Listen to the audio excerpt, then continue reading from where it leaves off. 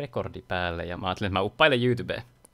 No niin, tervehdys vaan kaikille ja tervetuloa Oskar opettaa Vol 1. Ja tosiaan kiva, että, tai niin kuin siis aidosti tämä nyt meinasi mennä tällaiseksi klassiseksi striimistarttaa ja hei, vähänkö mahtavaa, että kaikki paikalla jäädä, mutta oikeasti erinomainen määrä porukkaa paikalla. Tosi kiva nähdä, että tälle oli kysyntää. Juho itse ei ole paikalla, jonka aloitteesta käytännössä tämä ajatus tuli, mutta aletaan tutustua CDH-maailmaan. Osa on pelannut enemmän, osa on tutumpia CDH-hon, osa saattaa olla täysin uusia, ja tästä syystä lähdetään ihan niin kuin yksinkertaisista alkuasioista liikkeelle. Ja hypätkää tosiaan tuohon mun screensharen puolelle. Teidän pitäisi nähdä mun selain, ja selaimen kautta mä näytän sitten vähän eri resursseja ja pohjustan mun puheita sitten omilla asioilla. Tuossa tällä hetkellä teille näkyy, tai pitäisi näkyä tuommoinen kaavio arkkityypeistä. Mä kyhäsin ton kasaan, ja tää perusajatus tässä on se, että arkkityypit CDH:ssa on vähän erilaiset kuin muuten MTG:ssä tai korttipeleissä yleensä. Kun yleensä se akseli, millä mitoitetaan pakkoja, on agro ja control akselin ääripäissä, niin sen sijaan, että meillä olisi agro control, eli selkokielellä yleensä puhutaan midrangesta, ja control, niin arkkityypit CDH:ssa on käytännössä agron paikalla on turbo, midrange on siinä keskellä vastaavasti, ja staxi on sitten käytännössä siellä kontrollipäässä. Varmistukseksi, näkyykö mun kursori teille, jos mä heiluttelen sitä tossa? Joo, hyvä. Mä oon piirtänyt tähän nämä punaiset nuoret, ja nämä käytännössä tarkoittaa sitä, että minkälainen tämä kivipaperisakset-sykli on CDH:ssa. Tämä ei ole mikään niin kuin kaikki voipa yksiselitteinen asia siitä, että turbopakka voittaa aina midrange-pakan, midrange-pakka voittaa aina staxi-pakan ja staxi voittaa aina turbon, vaan tämä on niin kuin enemmän tällainen match-upien puolesta määrittää sitä, että onko tämä nyt sulle epäedukas asia ja miten se vaikuttaa sun potentiaalisiin aloituskäsiin ja sun pelityyliin tai pelipatterneihin. Tällä hetkellä meta on hyvin pitkälti midrange-painotteinen. Komentajat sallii midrange-strategioita tällä hetkellä tosi hyvin. On paljon tehokkaita olentoja, mitkä kerryttää valuea, ja kuten moni on varmaan mahtisormuksen nähnytkin joissain peleissä ihan eri formaateissa tai EDH:ssa tai CDH:ssa, niin The One Ring yhtenä työkaluna oli yksi universaali tällainen midrange-työkalu, mikä myös istyy hyvin turbopakkoihin ja tollaisiin null-rodittomiin staxipakkoihinkin. No kun lähdetään sitten tutkimaan tätä tarkemmin, että minkälaisia pakkoja kuuluu esimerkiksi turbon alle, midrangen alle ja staxin alle, niin katsotaan kohta sitten niitä niin kuin spesifimmin. Pidetään tämä mielessä, eli jos katsotaan tätä kaaviota silleen, että okei, midrange on vahvoilla esimerkiksi tällä hetkellä metassa, millä voisin ratkoa tätä asiaa? Niin, no lähtökohtaisesti turbopakat on hyviä midrange-pakkoja vastaan. Tämä johtuu siitä, että midrange-pakat pyörii sellaisella akselilla, että ne pyrkii saamaan niiden value-enginet päälle, eli pyrkii saamaan esimerkiksi developattua Lothon kaltaisia olentoja, mitkä antaa mana-etua, ne pyrkii deployaamaan One Ringin, ne pyrkii deployaamaan 2 kortin kombinaatioita, mitkä grindaa tosi hyvin, eli esimerkiksi Seedborn Muse ja Thrasios. No, Seedborn Muse, The One Ring, yksinkertaisesti Rhystic Study, eli tällaisia koneita, mitkä tuottaa sulle etua hiljalleen. Jos peli pääsee siihen kohtaan, että se midrange-pakka, eli esimerkiksi ehkä tällainen klassisin grindipakan esimerkki olisi Bruce ja Thrasios, eli 4 väri ilman mustaa, joka pyörii pitkälti Thrasios-aktivaatioiden ympärillä. Thrasios itsessään sanoo, mä nyt avaan Thrasios TVS-listan näin tähän, mutta Thrasios tosiaan korttina sanoo, että 4 manalla sä voit skrajata yhden, paljastaa päällimmäisen kortin, jos se on ländi, se menee tiskiin, muuten nosta kortti. Eli itsessäänhän tämä on, jos ajatellaan vaikka Casual EDH:ta tai muita formaatteja Eternalissa, vaikka Legacyä, niin tämähän on ihan mahdottoman huono niin kuin reitti. 4 manaa yhdestä kortista on absurdin huono. No mikä sitten muuttaa tätä, on se, että meillä CEDH:ssa meillä on vain 1 untäppi per vuorosykli. Meidän yhtä untäppiä kohden vastustajilla on 3 untäppiä. Tämä tarkoittaa sitä, että meidän vastustajilla on käytännössä aina 3 kertaa enemmän resursseja kuin meillä. Käsikorttien määrä, kun me aloitetaan peli 7 kortilla, tai no mulliganit unohtaen, mutta meillä on 7 korttia, niin vastustajilla on 21 korttia.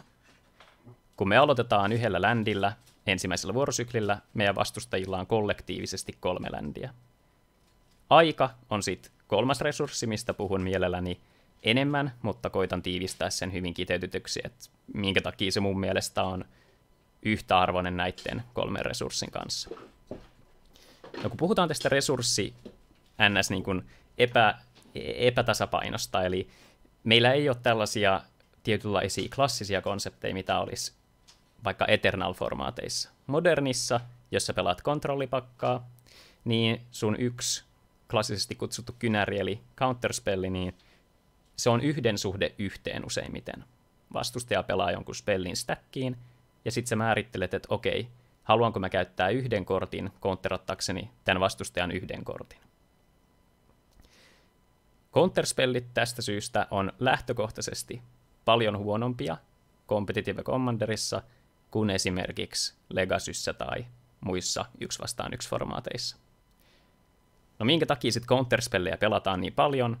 Vastaus löytyy siitä, että mitä voimakkaampaa formaattia pelataan ja mitä tehokkaampia kortit on, niin se arvo, mitä yksittäinen resolvattu spelli voi tarjota, on merkityksellisempi kuin se, että sä käytät vaikka 4 korttia kädestä saadaksesi sen pöytään.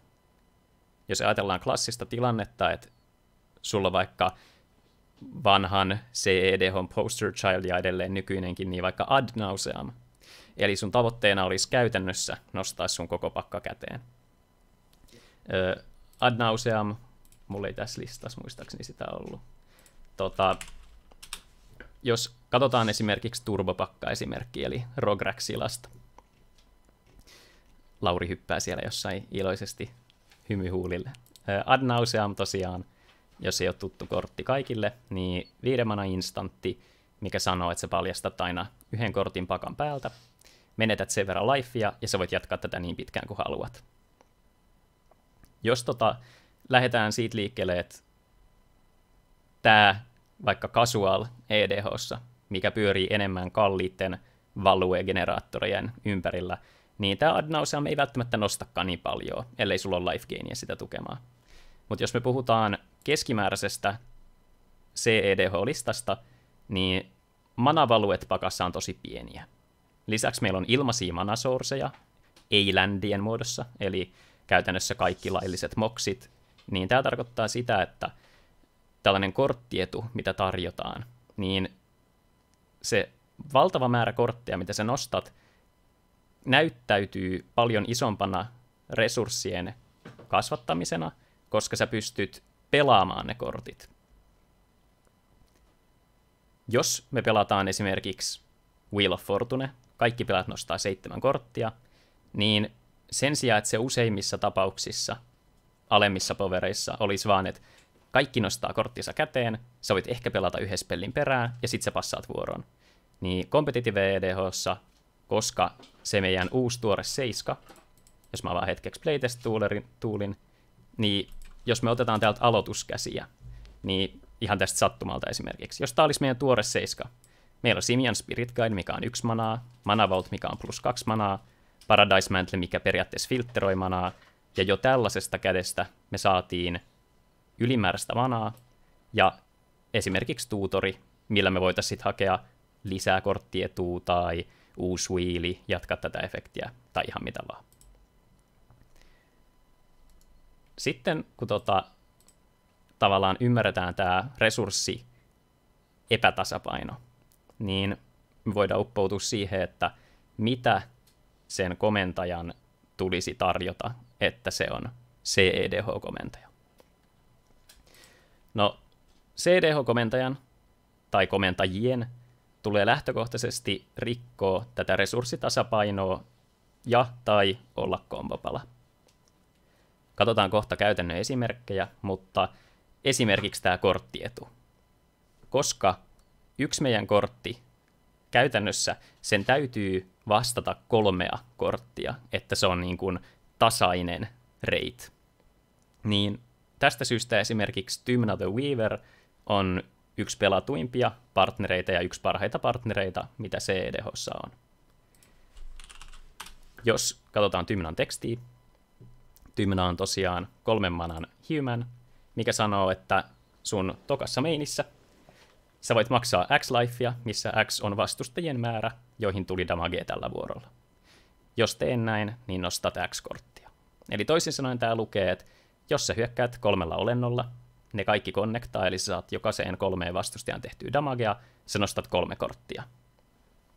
Tämä ei vaadi sulta muuta kuin lifea, eli jos sä voit toistaa tätä joka vuoro ideaalitilanteessa, sä joka vuoro nostat sun vuorokortin, mikä vastaa vastustajien vuorokorttien nostojen määrää, mutta sä nostat lisäksi 3 korttia.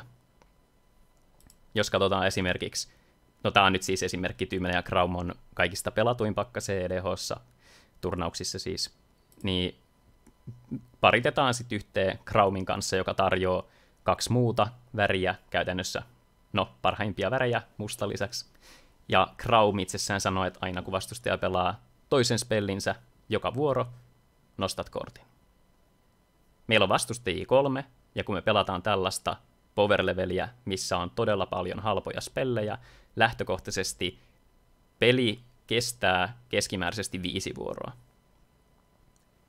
Vaikka moni saattaa mieltää, että CEDH on sellainen sprintti siihen, että kuka löytää kombonsa ekaksi, niin Goldfishatessa tämä toteutuu kyllä. Lähtökohtaisesti kaikki CEDH-pakat, jos yrittävät voittaa jonkun kombon kautta, niin voivat löytää sen kombon ihan aloituskädestään vuorolle 1 tai jopa vuorolle 2, vähän riippuu.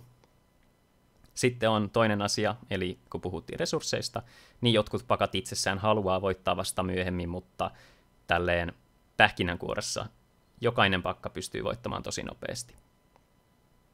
No tämä itsessään näyttäytyy sitten kuitenkin ihan eri lailla, koska keskimääräinen pakka pelaa noin 20-30 kappaletta instantteja. Osa niistä on tutoreita, mutta jos katsotaan esimerkiksi keskimääräistä kattausta, niin counterspellejä täältä löytyy esimerkiksi 1, 2, 3, 4, 5, 6,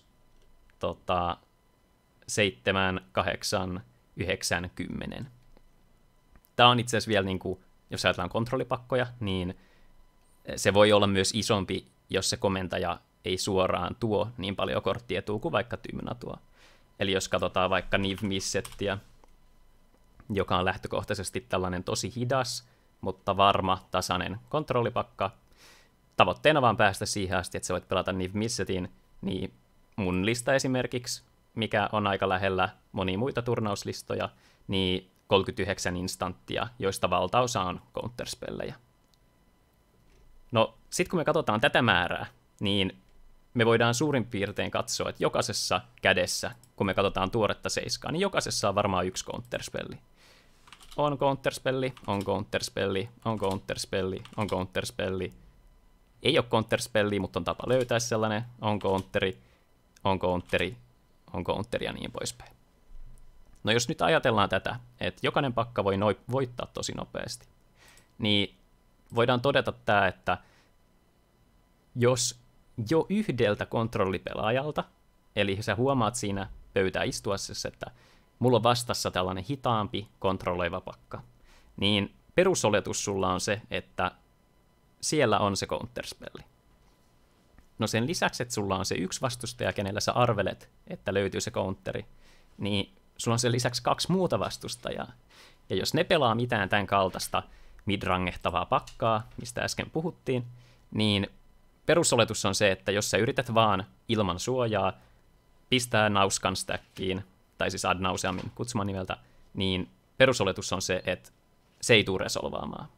Se on voittoyritys, se on pakko counterata, ja siihen yleensä löytyy se vastaus. Kun palataan tähän resurssi-etuun, niin voidaan nyt katsoa tosiaan näitä esimerkkejä tästä.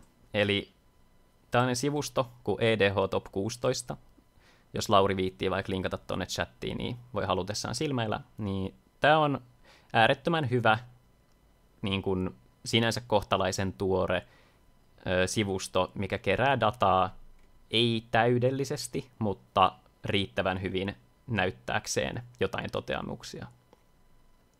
Täältä voidaan katsoa sitä, eli tässä nyt tällä hetkellä on tällaisena jaotteluna se, että vain yli tai yhtä kuin 64 hengen turnaukset näkyy täällä.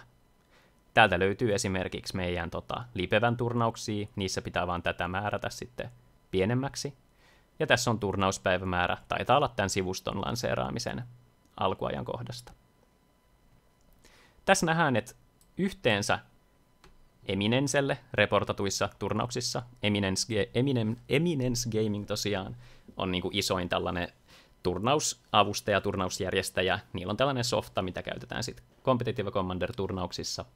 Niin yhteensä täällä on dataa 557 kertaa pelattu pakkoja, missä on komentajana Tymnä ja Kraum. Seuraavaksi niitä on ollut Najelaa, seuraavaksi niiden Kinnania, Tivit. Itse asiassa nämä Tivit onkin vähän tuossa korkeammalla, toi on vaan pistetty tuohon korkeammalle top-sijoituksien takia. Niin tästä pystyy aika nopeasti jo katsoa, että mitkä on pelatuimmat 10 pakkaa. Jos sä menisit pelaamaan nettiturnaukseen, sä menisit pelaamaan esimerkiksi Jenkkeihin paperiturnaukseen, missä on 100 osallistujaa, niin on aika oletettavaa, että sieltä löytyisi vähintään yksi Tymnä Crown-pakka, Najela-pakka, Kinnan-pakka, Tivit-pakka, 5-väri-sisei-pakka, Rograk-Sailas-pakka, Atraxa-pakka, Kenrith-pakka, Brustrasios-pakka ja Crown-Teves-pakka. Nyt kun me katsotaan sitten, että mitä nämä komentajat itsessään tekee, niin Tymnä ja Crown äsken käytiinkin läpi. Eli tässä kohtaa nämä komentajat tarjoaa todella voimakasta korttietua. Ja käytännössä kaikki nämä listat, jos me aletaan niin kuin katsoa esimerkiksi näitä voittavia listoja, niin niiden pakkakonstruktio on yleensä hyvin samankaltainen toisiinsa nähden. Eli sinänsä vaikka formaatti ei ole ratkaistu, meillä ei ole täydellisiä buildeja, koska pelissä on aina 3 vastustajaa, ja sen lisäksi meillä on niin paljon varianssia. Me puhutaan singleton-formaatista, ja siitä syystä, kun puhutaan tavallaan, että miltä pelit näyttäytyy, niin meillä on jo tuutoreita tosi paljon, mutta silti se, että mitkä ne kyseiset kortit on, mitkä nousee, mitä porukka mulligoi ja tälleen, niin on tämmöisiä tilanteita, missä sit ne pelit vaihtelee. Sun sijainti siinä podissa vaihtelee, ja sitten tavallaan on niitä yksittäisiä valintoja. Jotkut haluaa pelata pikkasen midrangempaa buildia jostain, jotkut haluaa pelata jotain spicy tech includeja, eli tällaisia vähän niin kuin mitkä miellettäisiin sideboard-korteiksi Eternal-formaateissa. No, sitten kun me mietitään näitä lähtökohtaisia niin kuin perusbuildeja, mitä tulee, niin kun te menette täältä EDH Top 16 katsomaan näitä, niin te voitte aina klikata tosiaan, täällä näkyy, että mikä se final standing on ollut, vähän statistiikkaa, mikä turnaus, niin jos te täältä klikkaatte tästä lappujen kohdalta, niin te saatte tämän listan näkyviin. Tämä on tosi hyvä työkalu siihen, että jos te haluatte katsoa esimerkkibuildeja, että okei, mun tekisi mieli rakentaa Tymnä Crown-pakkaa, eli useammin tunnettu nimellä Blue Farm-pakka, niin sitten voitte hakea täältä inspiraatioa. Te voitte sen lisäksi vertailla näitä, eli jos te kopioitte sen linkin, ja sitten avaatte jonkun toisen Blue Farm-listan, niin täällä Moxfieldissa on työkalu tästä More-kohdasta, voitte mennä Compare-kohtaan.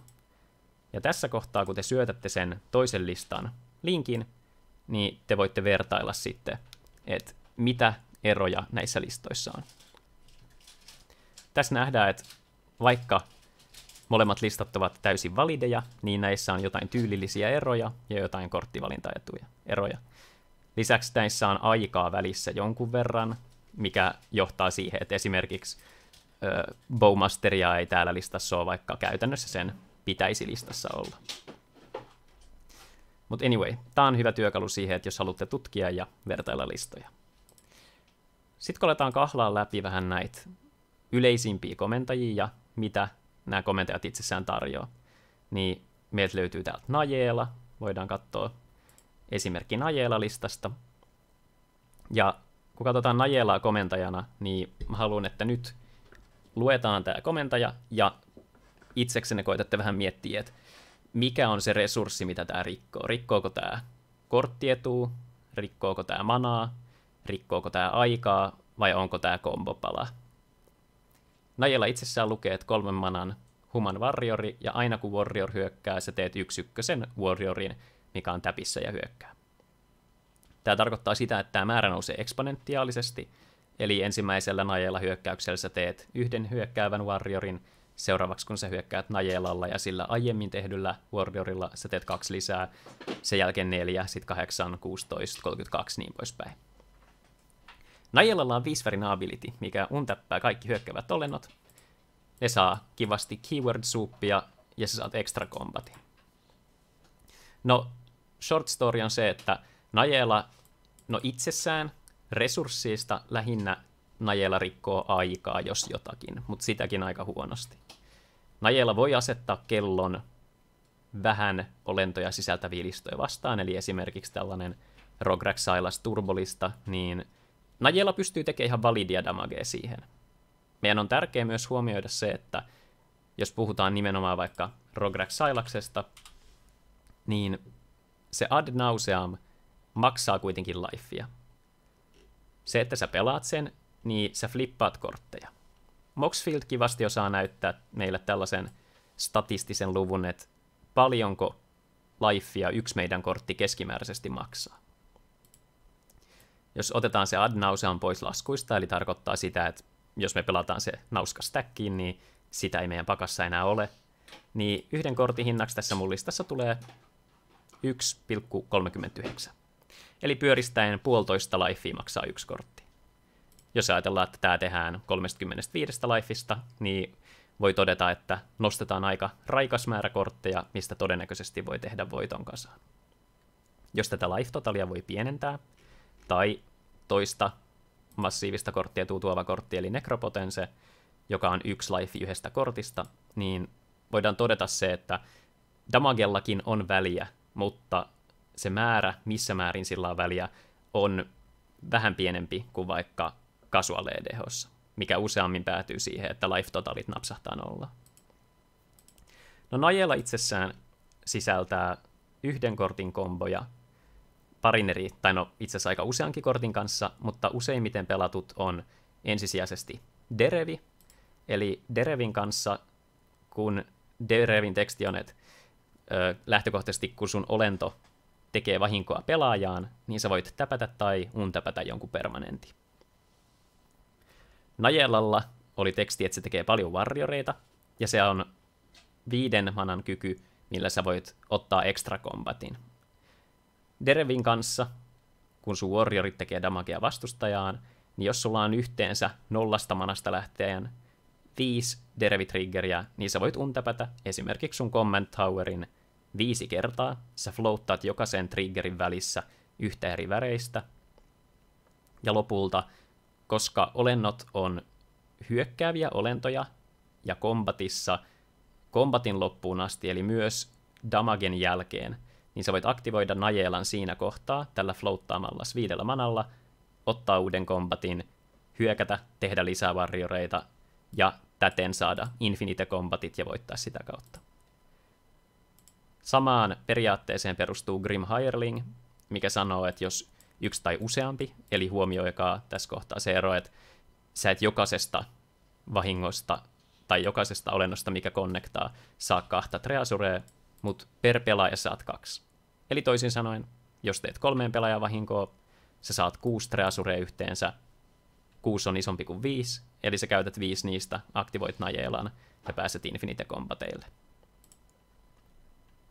Najela on siis toisin sanoen, jos puhutaan tästä asiasta, niin Najela on kombopala Commandsonella. Lisäksi Najela on sen takia hyvä, että Najela pitää sisällään kaikki 5 väriä.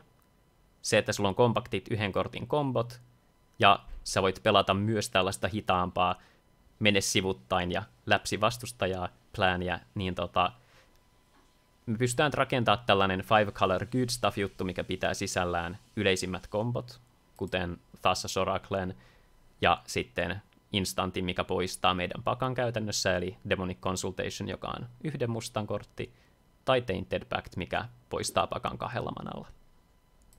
Sen lisäksi Underworld Breach-kombot, voidaan näistä puhua tuossa hetken kuluttua, mutta käydään vielä pari esimerkkiä läpi noista itsessään komentajista, mitä näkyy. Jos me katsotaan sitten vaikka, olikohan seuraavaksi Tivit tai Kinnan? Joo, Kinnan. No Kinnan tuleekin tässä kohtaa vähän mielenkiintoisena esimerkkinä, että kun me katsotaan, että mitä Kinnan tarjoaa näistä resursseista, niin Kinnan lukee, se on 2 manan 2/2 olento, ja sanoo, että aina kun sä täppäät non-landin manaksi, niin sä saat 1 ylimääräisen manan sitä manaa, mitä se tuotti. Lisäksi Kinnan sanoo, että 7 manalla, aika kallis hinta, voit katsoa 5 päällimmäistä korttia sun kirjastosta ja pistää sieltä non-humanin kentälle. Eli 7 manalla sä pyörität lottoa ja voit saada sieltä vaikka Jingi-taksiaksen tai jotain kentälle. No sitten tulee kiehtova kysymys. Voiko CDH:ssa pelata tällaisia paksuja mötköjä? Voiko pelata kalliita kortteja niin kuin Nyx Bloom Ancientia? Voinko mä pelata Consecrated Sphinxia? Voinko mä pelata Jingi-taksiasta? Niin vastaus on kyllä. Kinnan on juurikin tämä koti tälle. Eli jos sä tykkäät Simic Stompy-tyylistä, niin Kinnanista on erittäin valideja buildeja, mitkä perustuu juurikin tällaiseen, juurikin siihen olentojen huijaamiseen peliin, mutta fundamentaalisesti Kinnan, kun me mietitään tätä, että mitä Kinnan tarjoaa, niin kirkkaasti eniten manaetua. Jos mietitään, että meillä on formaatissa eniten pelatut kortit käytännössä näitä 0 manan manakiviä. Meillä on Chromox, mikä heittää 1 kortin pois, mutta 0 manalla sä saat 1 manan. Petali 0 manalla 1 manaa, Krypti 0 2, Amberi 0 1 ja niin poispäin. Kinnan lisää tähän kaikkeen 1, eli toisin sanoen kaikki peruskivet, niin kuin Arcane Signet, niin ne on 2 manaa ja ne tuottaa 2 manaa. Ne menee mananeutraaliksi jo siinä. Sitten kun me mietitään näitä mokseja ja muita 0 manan kiviä, Manacrypt on 0 manaa ja se antaa 3 sulle. Grim Monolith maksaa 2 manaa ja se antaa sulle 4. Tämä tarkoittaa sitä, että se räjähtävyys, mitä Kinnan pystyy tarjoamaan, on niin kuin aika absurdia manan puolesta. Jos me katsotaan tätä buildiakin, turnauksen voittanut buildi, niin meillä on täällä yli 5 manan spellejä. Jokainen, jos ei puhuta niin kuin Up the Beanstalkista, niin Eternal-pelaajat kääntyy tällä hetkellä haudassaan, kun katsoo, että Herra Jumala, että eikö 3 CMC ole mukaan se rajapinta siihen, että onko spelli pelattava vai ei, niin meillä on täällä Void Winnoveria, Tidespout Tyrantia, Nyx Bloom Ancientia, Nezahali, Komaa, Hullbreaker Horroria, Skyturtlea, mikä käytännössä on tällainen removal-speli tai rekursiota, mutta joka tapauksessa pääpointtina se, että täällä on isoja mötköjä. No, positiivinen ero CEDH ja Casual EDH välillä on se, että Casual EDH:ssa pelataan enemmän counterspellejä, mitkä osuu olentoihin. Competitive EDH:ssa, kun mana on se kaikista tiukimmilla oleva resurssi, mä hetkeksi pysähdyn tähän, eli painakaa mieleen, että mana on se asia, mistä asiat kiikastaa useimmiten. Koska meillä on se 1 untäppi vastustajien 3 untäppiä kohden, meidän pitää olla todella harkitsevia siitä, että miten käytetään manaa. Jos sä jätät 1 manan pystyyn, vaikka Swansongia varten, sulla on todennäköistä, että sä joudut kohtaamaan useamman tilanteen, missä sä voit käyttää sen.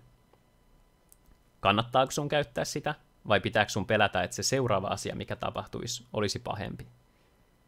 Vastaavasti se, että jos sä jätät sen 1 manaa auki, niin se saattaa olla vähän niin kuin tällainen make or break sen suhteen, että täppäuttaako sä One Ringiin, täppäuttaako sä Rhystic Studiin, vai pelaatko sä vaan jonkun esimerkiksi manatontun ja passaat vuoron. No, sitten kun mietitään juurikin tätä mana-aspektia tässä kohtaa, niin asiat, mitkä sanoo, että per vihollinen tai jokaisen vihollisen upkeepissa tai niin poispäin, on ihan Casual Commanderissa, mutta CEDH:ssa myös huomattavasti voimakkaampia kuin 1-1 formaateissa. Seedborn Muse on todennäköisesti kaikille, ketkä Commanderi on joskus pelannut, niin tuttu näky. Eli jokaisen pelaajan untapissa sä untappäät myös. Tämä rikkoo yksinkertaisuudessaan tätä mana-epätasapainoa, että sä saat yhden untapin 3 untappia kohden. Nyt sä pääset tässä edelle. Sä saat oman +1 per vihollinen. Eli vuorosyklissä sä saat 4 untappia ja jokainen vastustaja saa vaan 1. Tämä tarkoittaa sitä, että sulla on 4-kertainen manamäärä siihen nähden, mitä vastustajilla on, jos ajatellaan niin kuin tälleen teoreettisesti.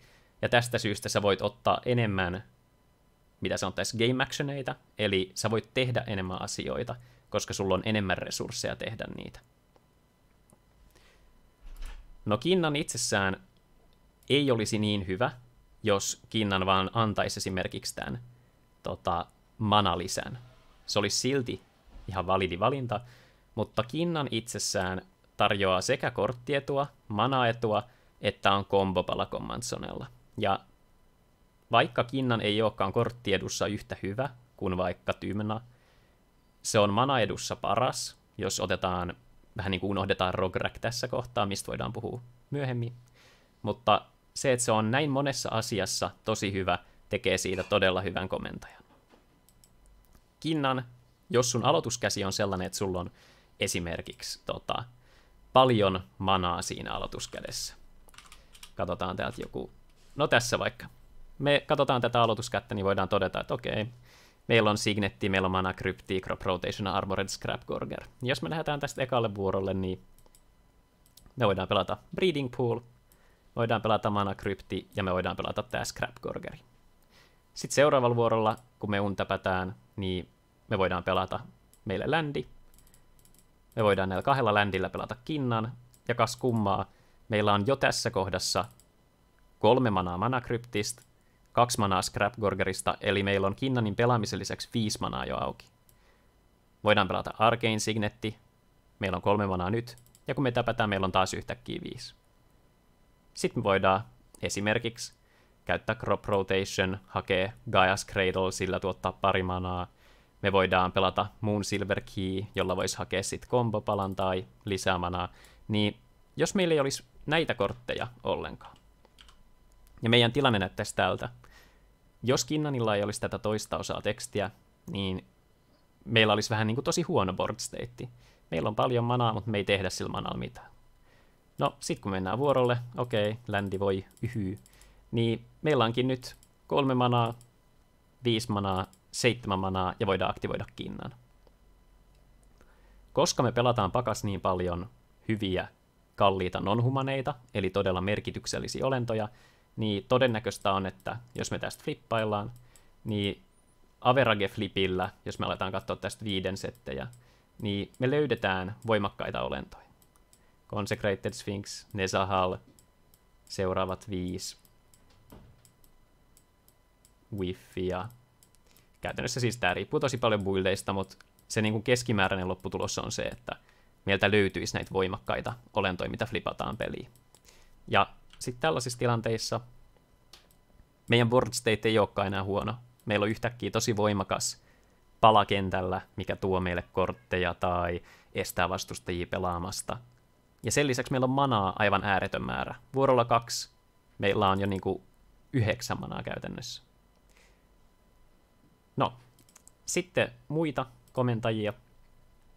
Jos katsotaan esimerkiksi Tivittiä, niin Tivit itsessään tarjoaa ja toimii sekä komentajana, kombopalana, pöytään tullessaan saat äänestää ja combat damagea tehdessään saat äänestää aarteita tai klueja, niin tivit itsessään on, paksu lähinnä unkillable wardinsa takia. Olento, mikä tekee 5 artefaktia per vuoro. 5 artefaktia on maaginen luku Time Sieville, mikä sanoo, että säkkää 5 artefaktia, ota ekstra vuoro. Lyhyellä matikalla, kun tätä puntaroidaan, niin voidaan todeta, että Time Sievin kanssa tivit voi ottaa ikuiset kombatit niin kauan, kunhan vastustajia on 3 tai useampi. CDH:ssa pelataan aina 4 pelaajalla. Tivit sen lisäksi, koska se tekee Treasurea ja Chloe, niin tivit on myös tällainen grind-engine. Se antaa meille joko manaa tai korttietua, ja sen lisäksi se on kombopala Command Zonella. Sitten jos katsotaan muita täältä, niin taitaa itse asiassa Rograksilassa olla. Sisei on joo. Sisei on ehkä niin kuin pelatuimmista pakoista uniikein. Siinä mielessä, että Sisei ei perinteisesti sinänsä niin kuin tarjoa mitään näistä. Se on ikään kuin kombopala, mutta ne kombolainit on pidempiä. Sisei on niin kuin tällainen 5-värinen uniikkipakka, mikä toimii tällaisella akselilla, että sä pidät 5 manaa auki, ennen omaa vuoroas aktivoit Sisein, haet Legendary-kortin tai permanentin, mikä sitten joko pumppaa Siseitä lisää, että sä voit tutorata jotain merkityksellisempää, tai haet itsessään jo jonkun voittavan palan, untäppäät, haet seuraavan ja pääset siitä voittamaan. Mielenkiintoisesti Agatha's Soul Cauldron on legendaarinen artefakti ja antaa aktivoida Siseitä millä tahansa värillä, josta syystä esimerkiksi Gaia's Cradle, mikä on myös Legendary Permanent, onkin yhtäkkiä varsin herkullinen. Sitten viimeinen esimerkki, mikä katsotaan, niin Rograk Silas, eli formaatin käytännössä suosituin turbopakka, eli hyvin nopea pakka siitä syystä, että siinä on parhaat nopeita strategioita tukevat värit, eli Grixis-värit. Punaisesta saadaan Dockside, mikä on formaatin paras rituaalispelli, ja sitten sen lisäksi meillä on klassiset Ad Nauseam-manat sekä Thassa's Oracle-kombolainit saatavilla. Mitä 0 manan Keyword Soup 01 tarjoaa formaatissa?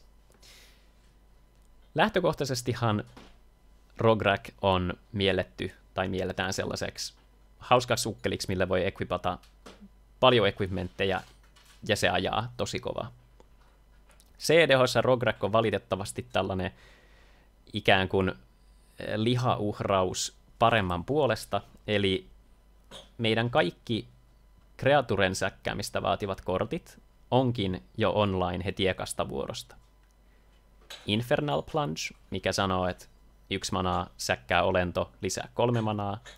Culling the Weak, mikä sanoo säkkää olento, lisää 4 manaa, onkin yhtäkkiä niin kuin tällaisia rituaaleja steroideilla. Ja koska meillä voi olla näitä Dark-rituaalin kyljessä, niin meillä on heti tosi paljon räjähtävää manaa.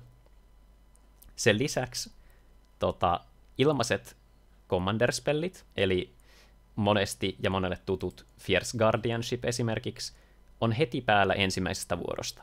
Koska Rograkin sä voit pelata ilmaiseksi, sä voit pelata 0 manalla Rograkin kentälle, niin sulla on heti onlineissa ilmainen counterspelli.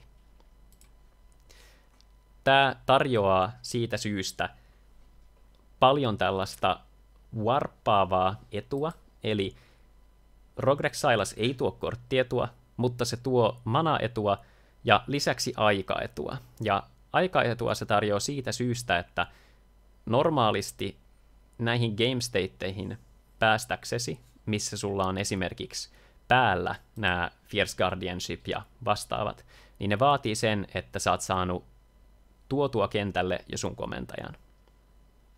Rograk skippaa sen edellytyksen sillä, että sä saat Rograkin lähtökohtaisesti aina kentälle. Sä voit aina pelata sen heti alkuun, ja sulla on nää jo päällä. Sen lisäksi on sitten muita kaikkia söpöjä asioita, kuten Mox Amber, mistä tulee Mox Ruby Rograkin kanssa, eli sulla on se 0 manan punainen Legendary Creature, ja sä voit heti aktivoida sit Mox Amberin. Eli Rograk rikkoo näistä resursseista käytännössä aikaa ja omalla laillaan manaa. No siinä on yleisimmät tällaiset niin kuin pelatut jutut. Sen lisäksi mä voisin yhden esimerkin näyttää nyt, kun meillä oli Turbosta esimerkkiä ja pääasiassa Midrangesta. Eli käytännössä noista kaikista esimerkeistä Rograg Silas oli ainut turbopakka ja muut pakat Midrange-pakkoja. No sitten kun katsotaan Staxi-pakkaa, niin mitä tarkoittaa Staxi? Staxi origineittaa tällaisesta vanhasta pakkatyypistä, missä pelattiin kortteja, joiden yhteishintapakassa oli aikamoinen. Ja nimi origineittaa Money Stacks-sanasta, joka on jäänyt sitten elämään enemmän sen pakan luonteen puolesta, eli missä pelattiin muun muassa sitten tällaisia tai korttien pelaamista vaikeuttavia asioita. Asioita, mitkä vaikeuttaa ottaa game actioneita, esimerkiksi niin kuin efektejä, klassisia tai siis stacksipaloja, mitä nykyään näkyy, olisi vaikka Rule of Law, Smokestackia ei nyt sinänsä näy, mutta Tanglewire ja vastaavat. Rest in Peace on stacksipala, mikä sanoo, että hautastrategiat ei toimi ja niin poispäin. Pelatuin stacksipakka taitaa olla edelleen Winota. Katsotaan, missä kohtaa meillä tulee. Aika pitkälle saa mennä. Joo, tuolta tulee Winota. Otetaan esimerkkinä vaikka joku Winota-pakka. Winotaa nyt ei ihan niin paljon enää näkynyt, koska ihmiset alkoi arvostamaan ja pelkäämään sitä, mitä Winota voi tehdä, ja siitä syystä mun mielestä nykyään jopa yliarvostaa Winotaa, eli mulligoi jopa liian aggressiivisesti yhteen poistoon.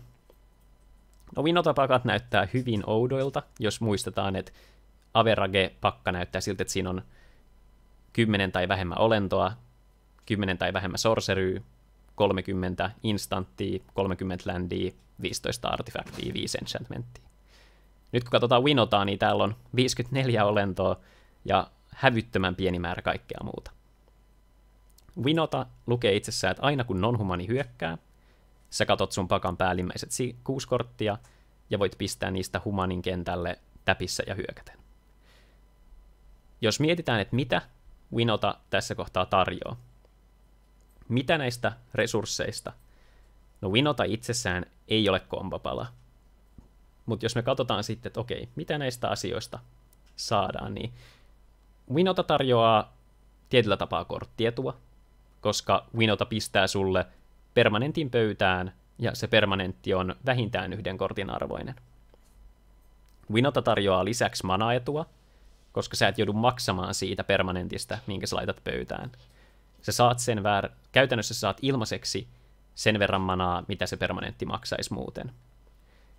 Aikaetua Winota tuo tietyllä tapaa, että Winota pyrkii saamaan sen lumipalloefektin käyntiin, että sä saat eka pari Winota-triggeriä, sä saat siitä jonkun humanin, mikä tekee non-humaneita esimerkiksi, sä saat jonkun efekti, mikä antaa sulle ylimääräisen kombatin, tai niin poispäin.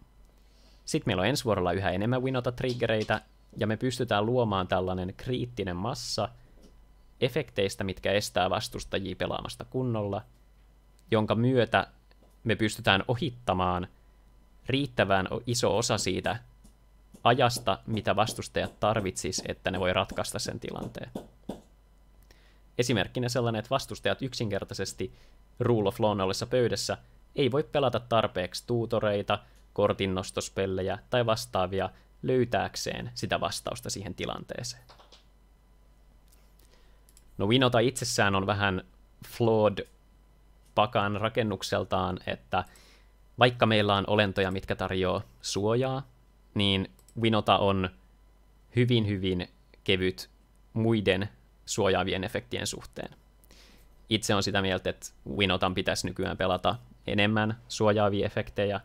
Esimerkiksi toi, mikä nyt ikinä Doctor Who-kortti oli, Everyone Lives, on ihan validi. Sen lisäksi niin tällaiset Eerie Interlude ja muut tämänkaltaiset suojaefektit olisi ihan hyviä pelattavia. Mutta lähtökohtaisesti Winotan pystyy ratkaisemaan sillä, että sä pidät yhden removal-kortin kädessäsi. Stacksia näkyy kaikista vähiten. Sen jälkeen keskimääräisesti näkyy Turboa, mutta eniten näkyy Midrangea. se on tämän hetkin kiteytys näistä. Sitten vielä toinen resurssi, ennen kuin vaihdetaan Q&A-hässäkkään ja vapaaseen keskusteluun, niin CDH Declist Database. Tämä on tosiaan tällaisena community-projektina ylläpidetty resurssi, missä on tällaisia esimerkkibuildeja eri strategioista. Täällä on lajiteltu näitä ikään kuin competitiveen, Brewer's Corneriin ja outdated deckeihin, mutta tämä ei ole mikään tier list, tämä ei ole täydellinen kuva siitä, että okei, nämä on ne pakat, mitä pelataan. Esimerkiksi Minsk and Boo on hyvin, hyvin vähän pelattu pakka, mutta se on silti ihan validi pelata. Eri asia on sitten se, että onko esimerkiksi turnaukseen järkevää tuoda kyseistä pakkaa jonkun muun midrange-pakan yli. Ja vastaus on lähtökohtaisesti, sori kaikille Minsk ja Boo lovereille, mutta vastaus on yleensä, että ei. Täältä löytyy tosiaan esimerkkejä, ja mitä pidemmälle mennään väreissä, sitä enemmän sieltä tulee sekasikijöitä, koska partner pairingit löytyy Ikra Kraumi esimerkiksi, löytyy kaiken näköisiä Thrasios Vialpinoja, mikä on itsessään historiallisesti aika jotenkin kaunis ajatus, koska Vial Smasherille laitettiin Curiosity kiinni ja sait siitä kortinnostoa ja semmoista, mutta tämä on tosiaan tällainen sisältö, mihin kannattaa tutustua.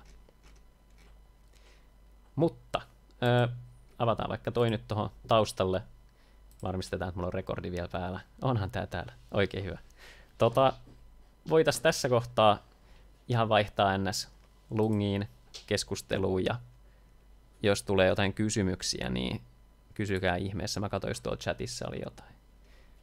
No, multa nyt ehkä ensimmäinen kysymys voisi olla niin counterspellien käyttöön tai tuohon, kun niin kuin, ei ole hirveästi tullut nyt pelattu, niin kompetitiivää pelattua vuosiin. Niin, lähdetkö sä niin counteroimaan Engine-piissiä niin midrange-pakkaa kohtaan kautta sitä niin value-generaatiota, vai onko se, että kaikki säästää ne counterit kautta tämmöiset, niihin keskeyttää ne voittokombot?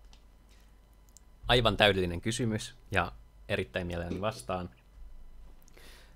Tärkeä konsepti, mikä tässä kohtaa meidän on hyvä ajatella, on se, että meidän, kun me lähdetään niin tutustumaan enemmän, ja mä luulen, että me voitaisiin esimerkiksi mennä sellaiselta pohjalta jollain tulevalla kerralla, että otetaan vaikka 3 pakkaa, voitte yhdessä päättää tai vaan heittää esimerkkejä, että te haluaisitte vaikka oppia, että miten olisi hyvä, mitä olisi hyvä pitää mielessä vaikka Tymna Kraumia vastaan vaikka. Tämä kysymys, eli kuuluuko valuepala counterata vai tällainen suora kortti, mikä sanoo, että voita peli, eli hälytyskellot soi esimerkiksi Thassa's Oraclen kanssa tai Underworld Breachin kanssa, niin tärkein kysymys on se, että miten se pakka voittaa. Jos meillä on just tänne midrange-pino, niin midrange-pinon ei välttämättä koskaan tarvitse extendata niin pitkälle, että se pistäisi stackiin sen Thassa's Oraclen. Se pistää sen stackiin vasta sitten, kun se on nostanut tai nähnyt 30 korttia, se on pitänyt interaktio kädessä, ja tästä syystä tähän ei ole suoraa vastausta, vaikka olisi kiva antaa sellainen, mutta esimerkiksi, jos meillä on pöytä, missä no itse asiassa vaikka havainnollista tuolla Paintin puolella. Jos me otetaan nyt vaikka sit esimerkkinä, tämä riippuu siis täysin podista, mutta jos meillä olisi vaikka silleen, että me pelataan nyt sit vaikka Tymna Kraumia, eli me ollaan niinku midrange-pino. Meillä on sitten, pistää itse asiassa tänne vaikka Rograk ja Silas, eli turbopakka, ja laitetaan tänne vaikka Tivit ja tänne Kinnan. Tässä kohtaa meidän on hyvä ensinnäkin huomioida tämä podijärjestys. Eli jos tämä tässä kohtaa on tämmöinen myötäpäivään menevä kierto, eli jos me ollaan vaikka ykkösenä, niin jos tällaisessa tilanteessa, kun me katsotaan näitä pakkoja ja voidaan määrittää, että tämä Tymna Crown-pakka on midrange-pakka, Tivitti on midrange-pakka, Kinnan lähtökohtaisesti on midrange-pakka, on myös turbovariantteja, mutta suurin osa on midrangehtavia ja Rograk Silas-pakka. Niin vaikka nämä kaikki voi voittaa nopeasti, Tivit voi voittaa Thassasoraklella, Kinnan voi voittaa aikaisella Basaltilla, Tymna Crown voi voittaa Thassasoraklella tai Nauskalla, niin me voidaan todeta, että Rograk Silas on se nopein pakka tässä. Ja kaikkien näiden niin kuin midrange-pakkojen etu on se, että jos peli pitkittyy. Rograk Silaksella se ikkuna, missä voi voittaa, pienenee sitä mukaan, kun esimerkiksi nämä pakat saa manaa ja kortinostoa developattua.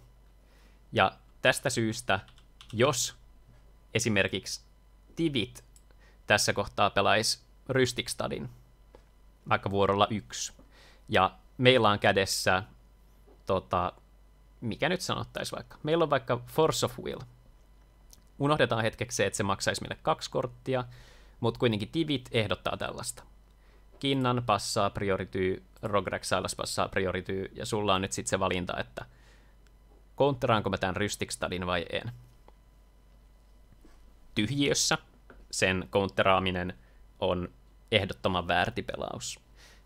Rystikstadi tulee nostamaan pelin aikana merkittävästi enemmän kortteja kuin 2 korttia, tai sakottamaan manaa niin paljon, mitkä voisit käyttää pelataksesi juttuja.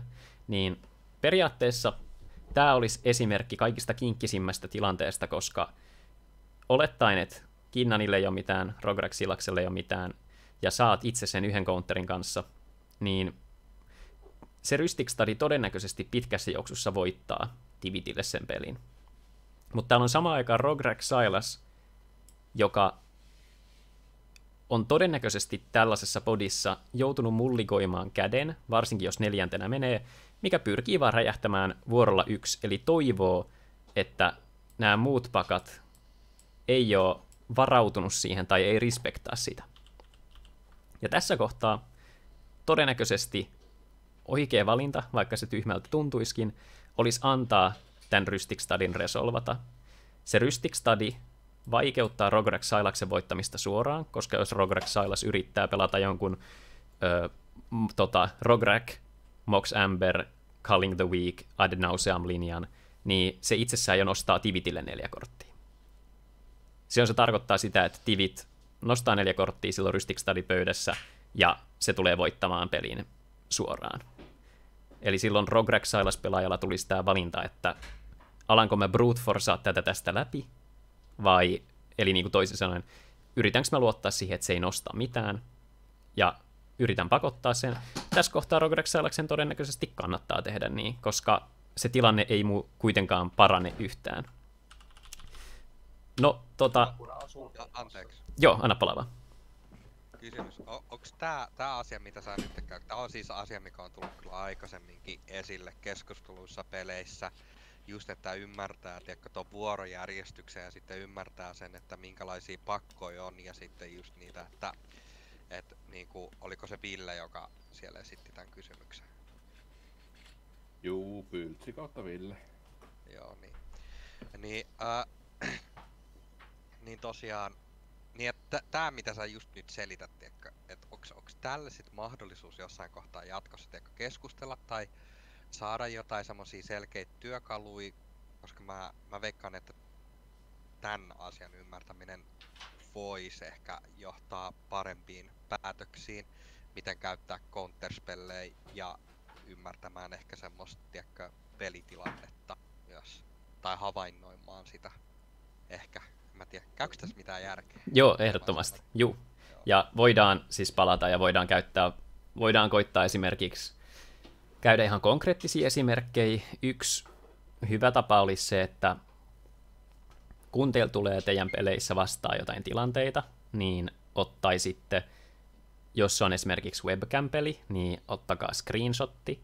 Jos te pelaatte in-person pelejä, niin ottakaa vaikka kuva vähän niin kuin board stateista tai esimerkiksi kirjoittakaa ylös tiiviisti, että mikä se tilanne on ja mikä on ollut se risteyskohta, missä te olette. Eli mikä on se valinta, minkä eteen teidät on asetettu. Eli onko esimerkiksi kyse just tällaisesta turn 1 Rhystic Study, mutta bodissa on Rogrek Silas, mikä on pitänyt tokan 7. Me tullaan kyllä... Mä sanon tämän asian Joo, kanssa. anna palaa. Eli tässä on aika paljon kyse siitä, niin kuin, että sä osaat niin kuin, arvioida sen threatin, mitä on tapahtumassa. Että sä osaat katsoa pöytää ja tosissaan lukea sitä threatia, mistä justiinsa Oskar tässä puhuu.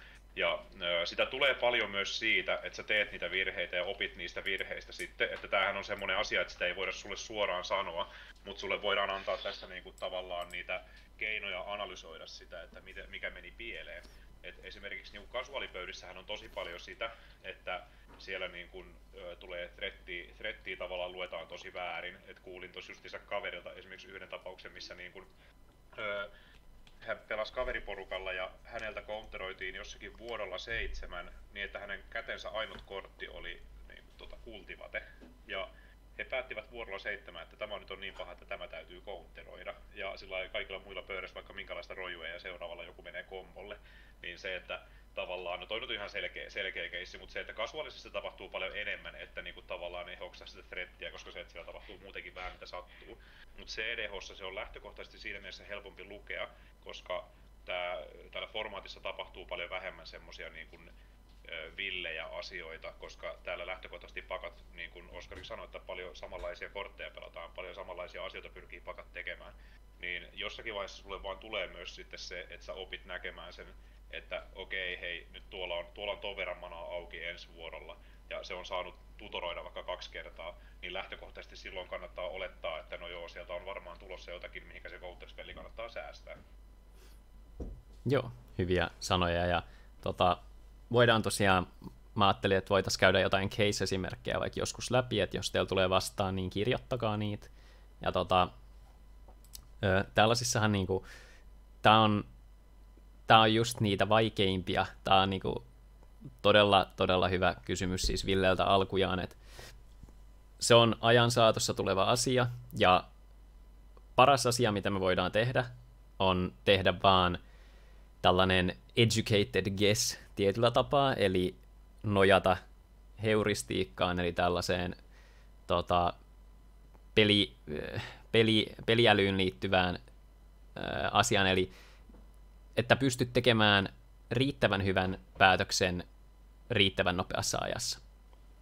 Jos meillä on esimerkiksi se kierrosaika, vaikka 90 minuuttia, niin me ei käytännössä Magicin sääntöjen puitteissa voida olla silleen, että kun tämä Rhystic tulee täältä stackiin, niin me ei voida olla silleen, että mä käyn hakemaan kahvia, antaako mulle 20 minuuttia, mä lasken, että onko tää mun Force of Willin arvoinen vai ei. Vaan meidän pitää pystyä tekemään se päätös riittävän nopeassa ajassa. Ja siinä kohtaa meidän pitäisi nojata siihen meidän heuristiikkaan, eli siihen meidän omaan ymmärrykseen ja kokemukseen, että onko tämä nyt pelipatternillisesti sellainen asia, mikä johtaa minun todennäköisempään tappioon, vai se vielä kysymysmerkkinä oleva Rogrek Silaksen 7 kortin käsi.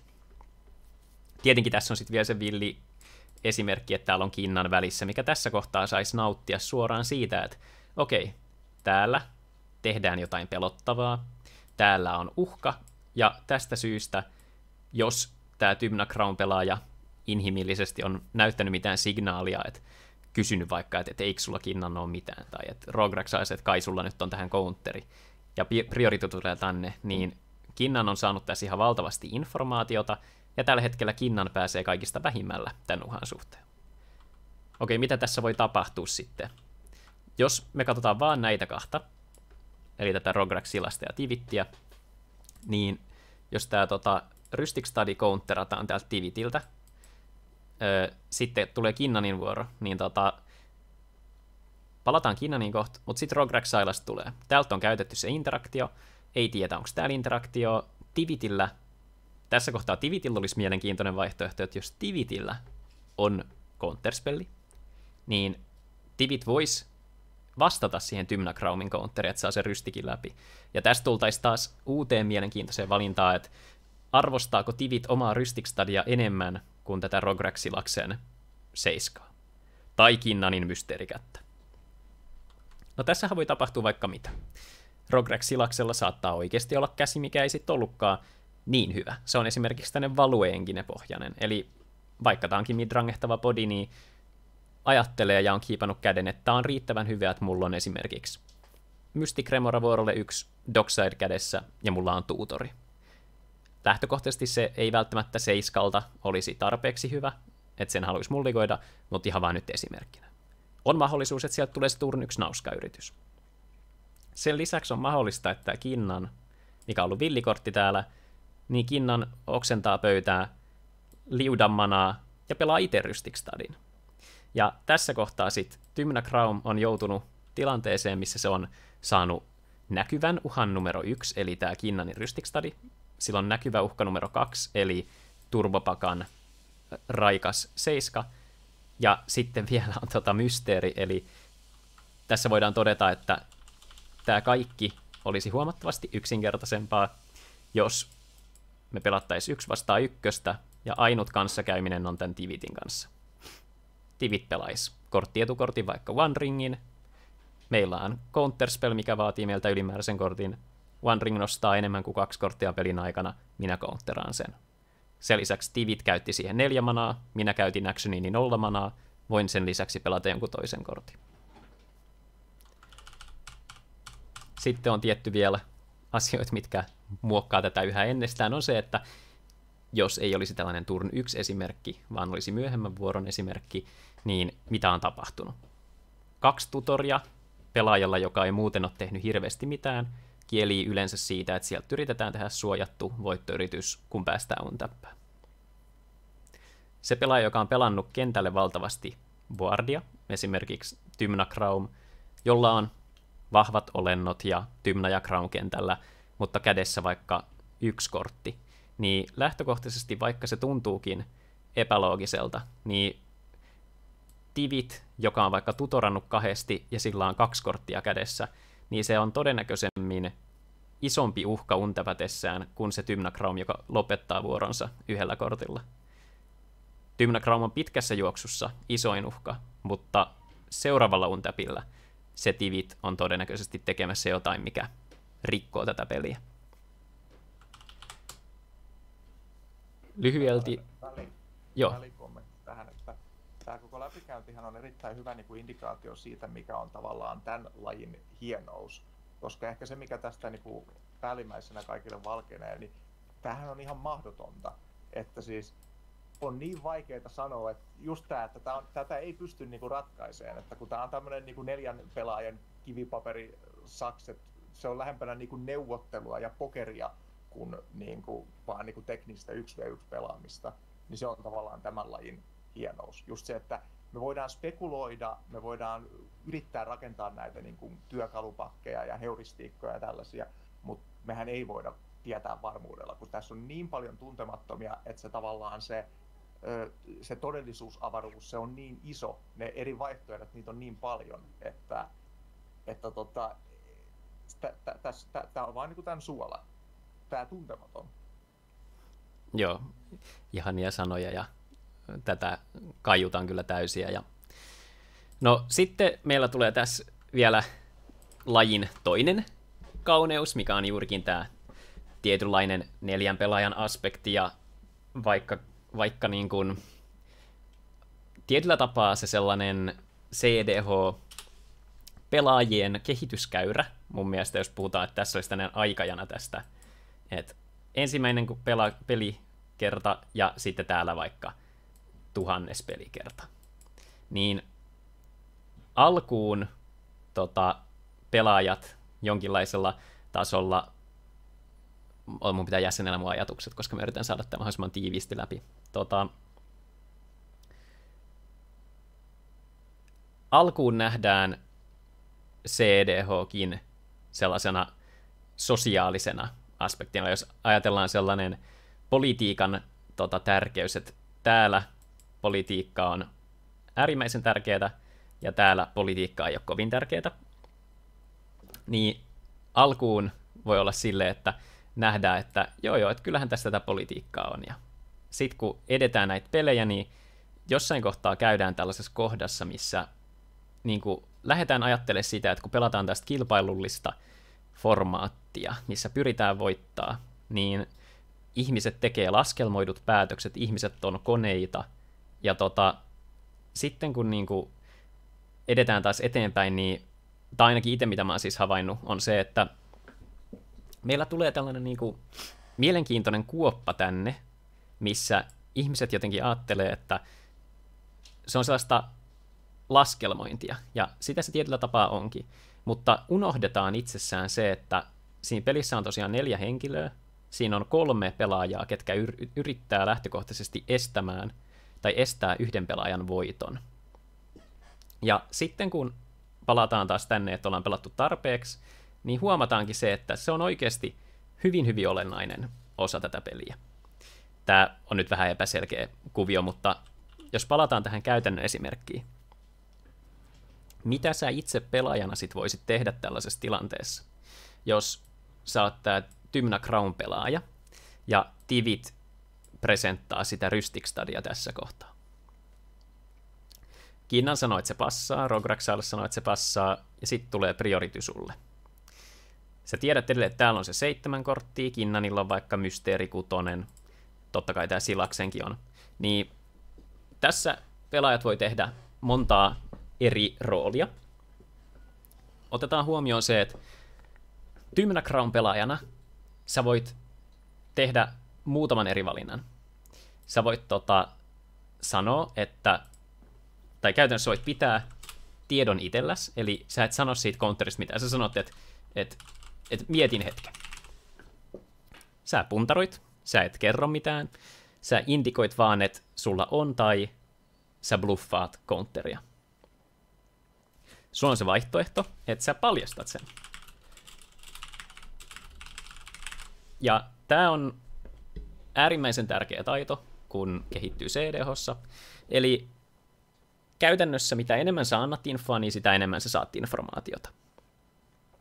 Sä voisit tässä kohtaa esimerkiksi, mulle olisi, no ei välttämättä 100% tyypillistä, mutta mulla olisi tässä kohtaa esimerkiksi mahdollisuus siihen, että jos mun oma käsi on tosi hidas ja kontrolloiva, mulla on hyviä valuepaloja, ihan se ja sama, mutta mulla ei ole esimerkiksi omaa voittokeinoa, mitä mä haluaisin suojata sillä Force of Willillä. Kun Tivit kästää tätä rystikkiä, niin mä voisin sanoa, että mä voisin counterata tämän, mutta mulla ei ole varaa counterata tätä, jos Rograx-Silas tai Kinnan yrittää voittaa vuorolla 1. Mulla on kädessä vaikka Drannithi tai Dauthi tai jotain, eli kunhan mä pääsen omaan seuraavaan vuoroon, niin mä pystyn itse esittämään jonkun uhan, mikä on tarpeeksi hyvä, että mä pääsen vielä seuraavaan untappiini. Midrangen pakkana se sun pääasiallinen tavoite on se, että sä saat uuden untapin. No, Tivit vois tässä kohtaa, kun mä esitän tämän, niin Tivit vois joko sanoa, että mun käsi nojaa tähän rystikkiin täysin, ja asettaa silloin meille sen pallon, että okei, jos me maksetaan rystik, niin Tivit ei nosta kortteja, ja sitä kautta Tivitin käsi on heikohko. Kinnan voisi halutessaan paljastaa ja sanoa, että mulla on esimerkiksi olentopohjainen grindikäsi. Mä oon täällä pelaamassa hidasta peliä. Rograx-Silas tässä kohtaa, johon katse sitten kääntyisi pääasiallisena uhkana, niin saattaisi itse taas sanoa, että mulla ei ole vuoron 1 voittoyritystä.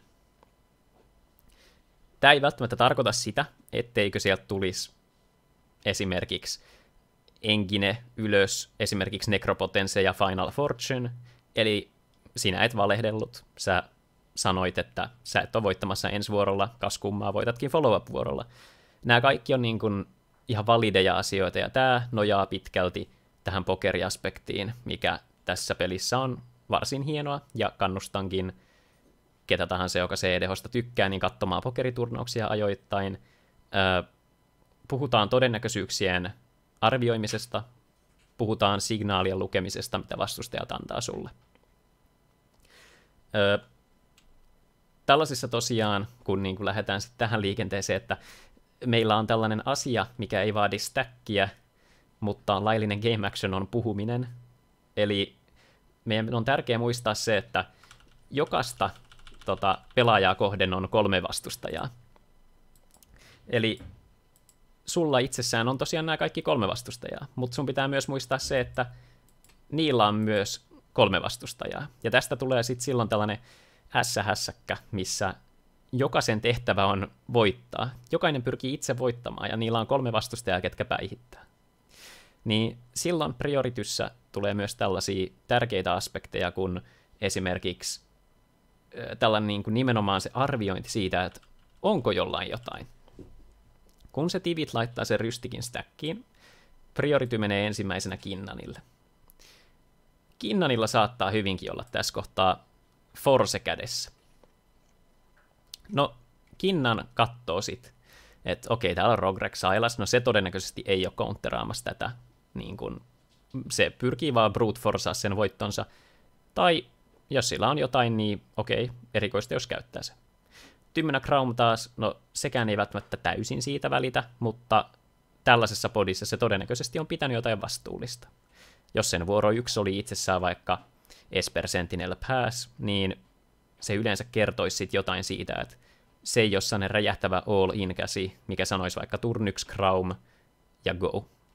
No, Kinnanilla on se force kädessä. Nyt Kinnan voi tehdä sit itse sen arvionsa siitä, että onko tällä Rograkilla counterspelli ja haluaako se käyttää sen siihen Rystikstadiin. Voi tehdä sen luvun siitä, että onko Tymnakramilla jotain ja käyttäisikö ne sen siihen Rystikstadiin. Kun on määrittänyt nämä asiat, niin sitten voi miettiä sen, että välitänkö mä tästä niin paljon, että mä en halua tämän toteutuvan. Tässä kohtaa Kinnan, koska on ensimmäisenä priorityssä, niin voi ottaa sen tietoisen riskin. Tärkeämpi, tai sanotaan silleen, että tässä kohtaa nyt puhutaan Value Enginestä, mikä on voimakas, mutta jos me sanottaisiin vaikka Thassas Oracle kombolinja tai joku Silence vaikka, mikä yleensä kielii voitosta, niin Kinnan voi ottaa tosiaan sen gamblen tässä kohtaa. Eli nojataan siihen pokeri-aspektiin, eli Kinnan voi nyt tässä kohtaa olla silleen, että me ollaan pelattu tätä peliä nyt jo useampi vuoro. Tymnä Crown on nostanut pelin aikana 10 korttia, Rogrek Silas on istunut lähinnä hiljaa, että se ei ole sinänsä tehnyt mitään, niin en mä nyt jumalauta lähde tätä counteraa. Jos näillä kahdella on sitten oletettavasti jotain, niin pistetään paukkumaan. Eli Kinnan passaa force kädessä. Thassas Oracle tai Silence on stackissa. Rogrek Silas toteaa, että mulla ei ole counteri, mikä osuu tähän. Rogrek Silas saattaisi tällä kohtaa tarkoittaa sitä, että silloin vaikka Demonic Consultation kädessä, että se voisi hakea counterin tai sille ei ole mitään, mutta Rogrek Silas passaa.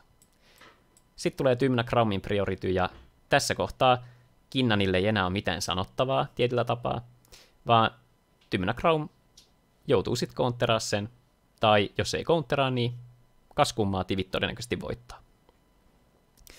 Tässä on pieniä nyansseja, on mahdollista resetata priority, aktivoimalla mana-abilityn, on mahdollista pistää joku muu objekti stackiin, jos kävisi sen keskustelun, että hei Kinnan, sä passasit priority, Tymnä Crown sanoo, mulle ei oikeasti ole tähän mitään, mä voin pelata kyllä tuutorin, mä voin pelata Enlighten tuutorin, että onko teillä jotain, jos mä resettaan priority.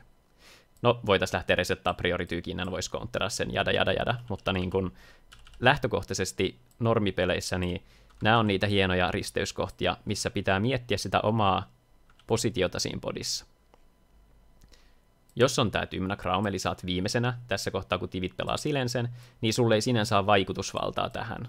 Saat se viimeinen, eli on todennäköisempää, että Kinnan ja Rogrek Silas passaa vuoroa, jos sä oot antanut mitään indikaattori siitä, että sulla olisi joku counteri. Vastaavasti, jos sä oot tää ensimmäinen pelaaja, sä todennäköisemmin haluat passata sen priorityn ja luottaa siihen, että siellä on jotain. Koska tällöin sä saat vastustajalta menee sen -1, minkä se on käyttänyt siihen Silenseen, ja sitten -1 siihen counterspelliin. Ja tämä tarkoittaa sitä suhteessa, että Rogrek Silas ja sinä jäätte +1/+1, ja saat seuraavana untäppäämässä tivitin jälkeen. Semmoisia ajatuksia. Onko muita asioita, mitä haluaa tässä kohtaa kommentoida tai kysyä? Nyt kun tästä yksinkertaisesta kuvasta on saatu jo niin paljon irti, niin tämä on myös niinku hyvä tavallaan demonstratiivinen esimerkki siitä, että toisin kuin niinku tavallaan normaali Magicissa ja 1v1, niin ylipäätään Kilpa Commanderissa ja nelinpeleissä, niin tässähän on ihan älyttömästi niin kuin informaatiota tarjolla jo siinä kohtaa, kun peli aloitetaan.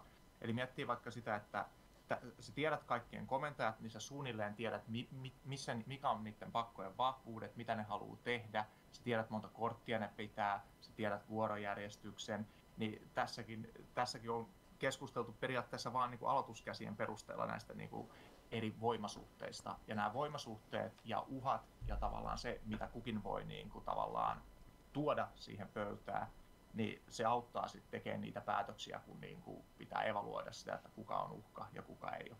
Eli tavallaan nämähän voi mieltää sellaisina erilaisina neuvotteluina, nämä kaikki CDH-pelit. Että koska kunkin vuorolla sehän on just se 1-3 tavallaan niin kuin co-op-peli sitä vuoropelaajaa vastaan tietyssä mielessä. Niin se sitten tuo niin kuin tämmöiset raamit tälle neuvottelulle. Ja just tämä prioriteettisysteemi on sitten se niin kuin viimeinen sana, mitä tulee siihen, että mitä oikeasti tehdään. Mutta puhuminen on ilmasta ja sitä kannattaa harjoittaa mahdollisimman paljon, mutta siinäkin on sitten tosi paljon kaikkia nyansseja, niin kuin tässä on jo käyty läpi. Siis toi on hyvä, kun otit esille just Lauri, koska mulla on vielä silleen, no siis tää on kokonaisuudessa ihan jäätävä prosessi, joka ei tule koskaan loppuun, mutta yksi mielenkiintoisimpia asioita on tällä hetkellä, tai sille yksi asia, mitä mä haluan selventää itselleni, kun yritän pelata tätä CDH, on se, että kuinka paljon se merkitsee se, että monessa oot. Onko se käsi hyvä, jos sä oot ensimmäinen, joka aloittaa, mut sitten jos sä oot 4, niin se käsi, mitä sä voit katsoa, niin se onkin oikeesti tosi silleen, ei ehkä niin kannattava enää, tiedätkö. Ja sekin suhteutuu niin monella eri kortilla, ja sitten just se, että keitä on myös vastassa, ja toi on yksi semmonen hauska kulma. Joo. Toi on vähän niinku tutkia ja opiskella ja oppia. Mä luulen, että seuraava Oskar opettaa Vol 2 voisi hyvinkin olla niinku just mulliganeja, että ihan käydä siis tyyliin, siis voitaisiin käydä playtesterin kautta, että ottaa täältä niinku lista 1 ja vaikka, no itse asiassa Kinnanhan nyt voitaisiin... Mulliganit vähän niinku koko podille siis. Joo, jep. On joku podijärjestys ja sitten millainen olisi semmoinen käsi, joka kannattaisi pitää. Joo, niinpä. Ja sitten käydä just ne niinku ajatusprosessit läpi, että nämä mun vastustajat tavallaan yrittäen sillä, että et tiedä mitä niillä olisi kädessä, mutta kumminkin olettaen, että minkä tyylisiä käsiä ne pitäisi. Kun se informaatiohan sitten kumminkin kiertää teknisesti ottaen. Aika useinhan mulliganit tehdään vähän sillä löyhästi, mutta niin kuin turnaustilanteessa nehän ideaalitapauksessa tehtäisiin sillä, että yksi kerrallaan, ihan kun ne menee 1v1 Magicissakin. Eli mennäänkö tokaan 7, mennäänkö 6, mennäänkö 5 ja niin edespäin. Joo, juuri näin. Ja konkreettisin esimerkkihän, mitä mä voisin niinku, vaikka todeta, että jos me nyt ajatellaan jotain tosi tietyllä lailla löyhää podia, eli tämä nyt oli Random 7, mikä tuli, niin tässähän kohtaa me tarjotaan aikaista voittoyritystä mun Silver Keyin kautta Basalttiin. Tässä ei outlettia ole vielä Infinite Manalle, mutta jos meillä olisi esimerkiksi Landin tilalla nyt vaikka Soul Cauldroni tai vastaavaa, niin tässä olisi aika lineaarinen, nopea voittoyritys. Tämä on ihan kohtuullinen käsi kanssa siksi, kun tässä on kumminkin, jos peli pitkittyy, niin tässä on kumminkin toi Cyclonic Rift, millä voi yrittää niin reseto pöydän jossain kohtaa, mutta eihän tämä ideaali käsi ole. Joo, ekana 7 riippuisi podista paljon, että tässä niinku, jos otettaisiin esimerkki, että meillä on vastassa vaikka tällaisia lineaarisia interaktiottomia pakkoja, että meillä olisi vaikka Slicer ja jotain muuta, niin lähtökohtaisestihan tämä voisi olla oikein hyvä sen puolesta, että meillä on yksi bonus-spelli, jos esimerkiksi tulisi vaikka Artifact Hatea tai niin ja näin, mutta muuten tämä olisi niinku ihan ok käsi. Jos me taas pelataan podissa, missä on paljon tällaisia midrange-pakkoja, niin tämä todennäköisesti ei vaan ole tarpeeksi hyvä, koska tämä, jos palataan niin kuin takaisin tähän resurssiasiaan, niin tämä ei itsessään tarjoa meille käsikortteja, ellei tämä Moon Silver Key hae tämä ei voi hakea edes ringiä, niin tämä ei sinänsä vaikuta tässä kohtaa. Mutta jos meillä olisi Fabricate, niin mehän voitaisiin käytännössä hakea One Ringi ja muokata tästä kädestä sellainen midrange-käsi. Fabricatinhän kanssa tämä olisi paljon versatiilimpi käsi, että meillä olisi mahdollisuus hakea se voittokeino tai epäsuora voittokeino. Ja palatakseni just siihen Villen esittämään aikaiseen kysymykseen siitä, että pitääkö joku asia counterata, niin tärkeä asia tunnistaa ja arvioida on se, että voittokeinon ei välttämättä tarvitse olla suora, vaan se voi olla epäsuora. Epäsuora voittokeino monesti on esimerkiksi Rhystic Study. Se voi olla The One Ring, kun taas suora voittokeino voi olla sitten se Silence sille, että on kädessä kortteja. Tai no Underworld Breach nyt on ehkä tämmöinen yksittäinen niin kuin kortti tietyllä tapaa. Ja se onkin sitten se hienous, mikä tulee, että pitää miettiä, että onko mulla varaa ottaa aikaa tässä pelissä, onko mulla varaa katsoa enemmän actioneita ja niin kuin pitkittää tätä peliä, vai mikä on niin kuin se ikkuna, mistä mä yritän astua läpi. Ja Rograk Silas on käytännössä formaatin paras pakka luikahtamaan jostain ikkunasta läpi. Eli käytännössä pystyy muuntamaan käsikortit eduksi kaikista tehokkaimmin, koska pystyy huijaamaan manaresurssissa ja koska voimakkaita kortteja yksittäisiä niin kuin Yawgmoth's Will, Underworld Breach, Tutorit, Besiege the Mirror ja tällaiset on niin voimakkaita, että ne tuo niin suunnatonta korttietua tai virtuaalista korttietua, että sellaisen resolvaaminen riittää monesti voittoon. Niin tavallaan tämä on niin kuin, miten saatiinkaan tällaisesta 4 hassun hauskan tekstiboksin kuvasta jo tällainen informaatiopläjäys, niin kuten Lauri sanoi, niin Commander on formaatti, missä sä saat eniten informaatiota jo ennen kuin sä katot ensimmäistä aloituskättäs. Sä näet jo itsessään, että mitä vastaan sä pelaat. Sen lisäksi sä pystyt arvioimaan jo suurin piirtein, että mitä kortteja niiden pakoissa on, miten ne pyrkii voittamaan, ja sen lisäksi sä pystyt todennäköisesti päättelemään, kun tarpeeksi niin kun pelaaja tutustuu ja opiskelee, sä pystyt käytännössä näkemään niiden pelaajien aloituskädet aika isolla todennäköisyydellä.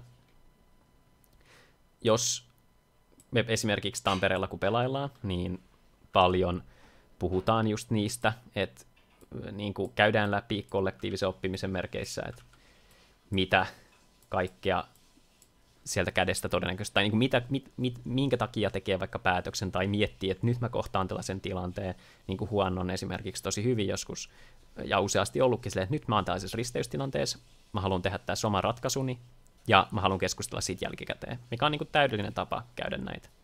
Mutta sitten kun sä niin kuin pelaa tavallaan tarpeeksi, niin itsessään, kun sä näet jo, että minkälainen se podi on, tää nyt on tällainen vähän silleen haastavampi podi, koska tässä on niin monella eri akselilla pelaavia pakkoja.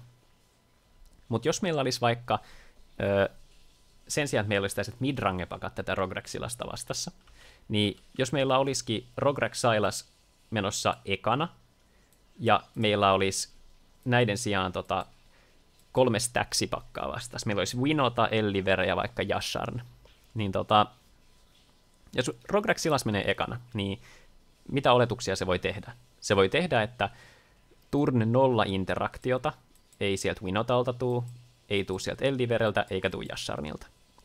Tämä tarkoittaa sitä, että Rograk voi käytännössä painaa kaasupedaalivuorolla 1 pohjaan jo. Jos se antaa yhdenkin vuorosyklin tähän, on todennäköistä, että sieltä tulee vähintään 1 Deafening Silence tai muu palanen, mikä estää voittamasta.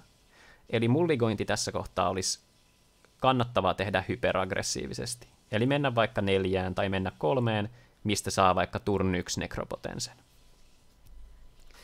Sitten jos me mietitään sitä, että tämä podi on tämmöinen, ja Rograk Silas on menossa ekana, niin tässä kohtaa taas on paljon todennäköisempää, että yhdellä midrange-pelaajasta on se esimerkiksi Force of Negation, Mindbreak Trap, Force of Will, mikä kaikista pakoista löytyisi.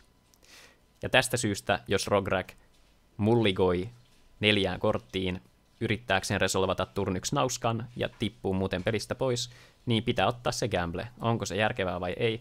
Todennäköisesti se ei ole järkevää, mutta kuten nähtiin esimerkiksi nyt Lipevän turnausfinaalissa, niin jos sä tavallaan metageimaat tämän yli, että sä arvostat sun vastustajia, eli jos finaalipöydässä on 4 pelaajaa, niin yleensä näillä 4 pelaajalla isommissa turnauksissa varsinkin on ajatus siitä, että mitä tulee tapahtumaan, mitä kuuluisi tapahtua. Ja tästä syystä perusoletus Rograxilaksella voisi siinä finaalipodissa olla se, että joku näistä 3 pelaajasta aikoo pelata vastuullisesti. Ne on käynyt siinä kivan pregamein yhdessä keskustellut, että on tosi kannattavaa pelata tämä maltillisesti. Hei, jos tämä pelaa fisun täältä turnyksi eikä muuta, niin pidetään me ländit ja interaktio auki ja passataan vaan vuoroa. Okei. Jos se yrittää räjähtää vuorolla 1, niin huolehditaan, että meillä on interaktiospeli kädessä. Käydään tämä pregame-keskustelu ja ollaan silleen, että hei hip hei, me voidaan pelata tällaista omaa kivaa 3 kimppaa täällä ja Rograxilas voi sit pyöritellä peukaloitaan. No, mikä on paras lääke tähän? No, se pieni piru olkapäällä on jokaisella näistä se, että oi vitsi, mitäpä jos mä pidänkin itse tämän superkaasukäden. Kyllä nämä 2 hoitaa sen. Ja sitten kun me todetaan, että tämä sama efekti käy täällä kaikilla muilla, eli nämä kaikki pelaajat ajattelee, että no niin, että antaa niitten hoitaa tämän. Eli lainatakseni hyvä ystävämme Pekkaa, niin mä pidän tämän käden, huolehtikaa te toisistanne. Pieni pilke silmäkulmassa luonnollisesti. Niin tässä kohtaa Rograxilas voisi todeta sen, että ehkä nämä oikeasti, kun nämä keskusteli tästä niin kattavasti, on silleen, että no niin, tämä näyttää hyvältä, tämä on hyvä käsi, oh yeah. Rograxilas pamauttaa turn 1, näille turn 0 käytännössä, koska ei ole vielä ländiä, voittoyrityksen, se resolvaa, koska nämä kaikki oli greedy ja ajatteli, että toinen hoitaa toisensa. Eli Lipevän finaalissa nähtiin turn 2 Thassa's Oracle Demonic Consultation ilman suojaa, raakana tarjottu, ja kyllähän se maistui, ja peli päättyi siihen. Voidaan siis todeta, että pelissä on paljon informaatiota. Se, että sulla on käsi, missä on hyviä ländejä, hyviä spellejä, ei välttämättä ole sen parempi kuin 1 hyvä spelli ja 2 ländiä esimerkiksi. Voisin ottaa kommentin. Itse finaalipöydässä siis olin yhtenä pelaajana, pelasin Godoa ja mä katsoin sitä pöytää ja mä arvioin sillä lailla, että mun ei kannata nyt pitää itse siis niinku semmoista kättä, että missä on niinku kaikki munat samassa korissa. Mä pidin midrange käden, mikä olisi ehkä ollut siinä varmaan parempi siinä podissa, mikä meillä oli, mutta sitten se, että sieltä tulee vaan tommonen niin kuin ihan puskista tommonen voitto, niin se, et en ollut todellakaan varautunut siihen. Joo, jokainen voi itse asiassa ottaa sellaiseksi omaksi positiiviseksi pieneksi kotiläksyksi, mennä täältä yleinen kanavalta ja katsoa nämä aloituskädet, ja ensi mulligan kertaa varten, kun käydään, niin vähän katsoa näitä aloituskäsiä ja miettiä, että olisiko nämä niin kuin keepable vai ei. Jokainen voi tehdä omat päätelmänsä, jokainen voi miettiä, että mikä olisi hyvä, mikä ei. Ja ei niitä välttämättä tarvitse kirjoittaakaan mihinkään, mutta jokainen voisi vähän vilkaista niitä läpi, jos haluaa pohtia tätä mulligan-aspektia. Ja tärkeätähän tässä on sitten tunnistaa se, että tässä on myös informaatio, että missä podijärjestyksessä pelataan ja mitä tapahtuu. Kuten voidaan todeta, niin meillä on tässä käytännössä 3 sinistä midrange-pakkaa, niin voitaisiin todeta, että jos Godo alkaisi hard mulliganaamaan tosi nopeeseen voittoyritykseen, niin perusoletus siitä, että jos finaalipodin pelaajat on, niin kun antaa sen kuvan, tai sä itse olet ymmärtänyt, että ne on hyvin kartalla siitä, mitä tekee ja miten mulligoi, niin sellainen käsi ei tule varmaan toimimaan. Midrange-käsi, mikä hiljalleen kerryttää value, on todennäköisesti parempi, eli koittaa vaan löytää sen ikkunansa esimerkiksi defense gridin tai ihan vaan ajoituksen kautta. Vastaavasti sitten näillä muilla pelaajilla se, että mitä ne pyrkii tekemään aikaisella vuorolla. Raffine pyrkii pelaamaan Hatebearin vuorolla 1, Juriko pyrkii pelaamaan Ninjan vuorolla 1, pelaamaan ehkä jonkun Moxin holdaamaan interaktio ylhäällä. Talion pyrkii pelaamaan Talionin tiskiin vuorolla 1. Tämä on niin kuin vähän sellainen kärjistetty juttu. Eli Raffine, Mystic Remora ilman muuta manakiihdytystä. Ei tässä podissa ole varmaan hyvä, koska Godo yrjöö käden jo kentälle. Juriko todennäköisesti ei pelaa mitään artifactia tai enchantmenttia. Talion pelaa ehkä jonkun faksin, mutta sinänsä se, että se yhden pelaajan nostot, niin se ei riitä. Toisaalta sitten taas Jurikolle esimerkiksi niin joku Grafdigger's Cage tai muu stacksipala-juttu, niin sellainenkaan ei välttämättä ole niin hyvä. Raffinelle Drannith Magistrate on hyvä Godot, on hyvä Talionia vastaan, mutta todennäköistä on, että se Drannithi lähtee pois merkittävissä ajoin ennen kuin Godot edes yrittää tulla pöytään, koska kuitenkin Godossa pelataan erinäisiä creature removaleja juuri näitä tilanteita varten. Joo. Maukasta. Ennen kuin räppäillään asioita pakettiin, niin onko vielä jotain viimeistä asiaa tälle yhdelle kertaa? Ehkä mulliganeihin nyt ei hypätä enempää, että katsotaan niitä vaikka ensi kerralla, niin voidaan ottaa esimerkkejä.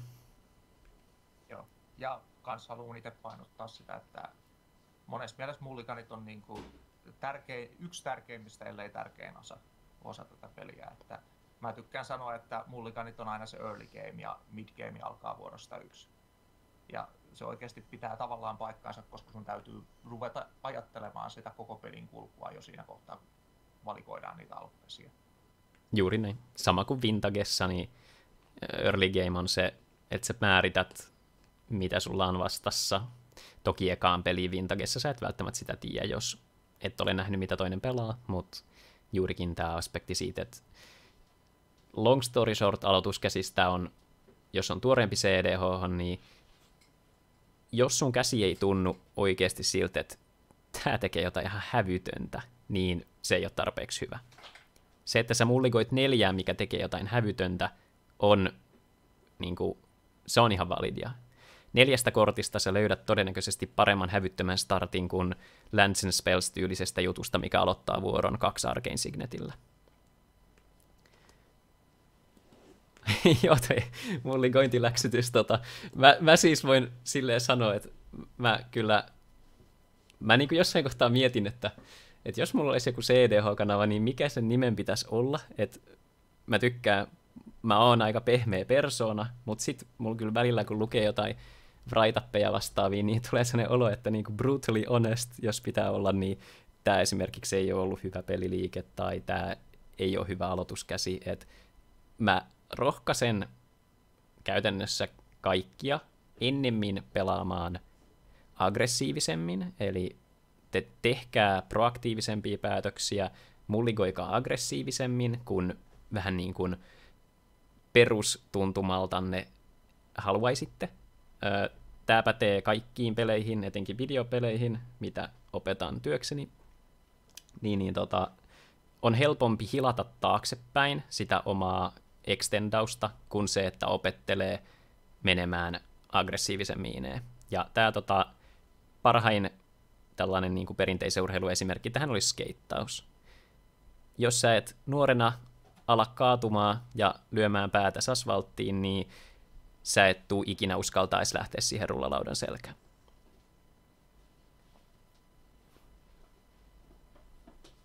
Just näin.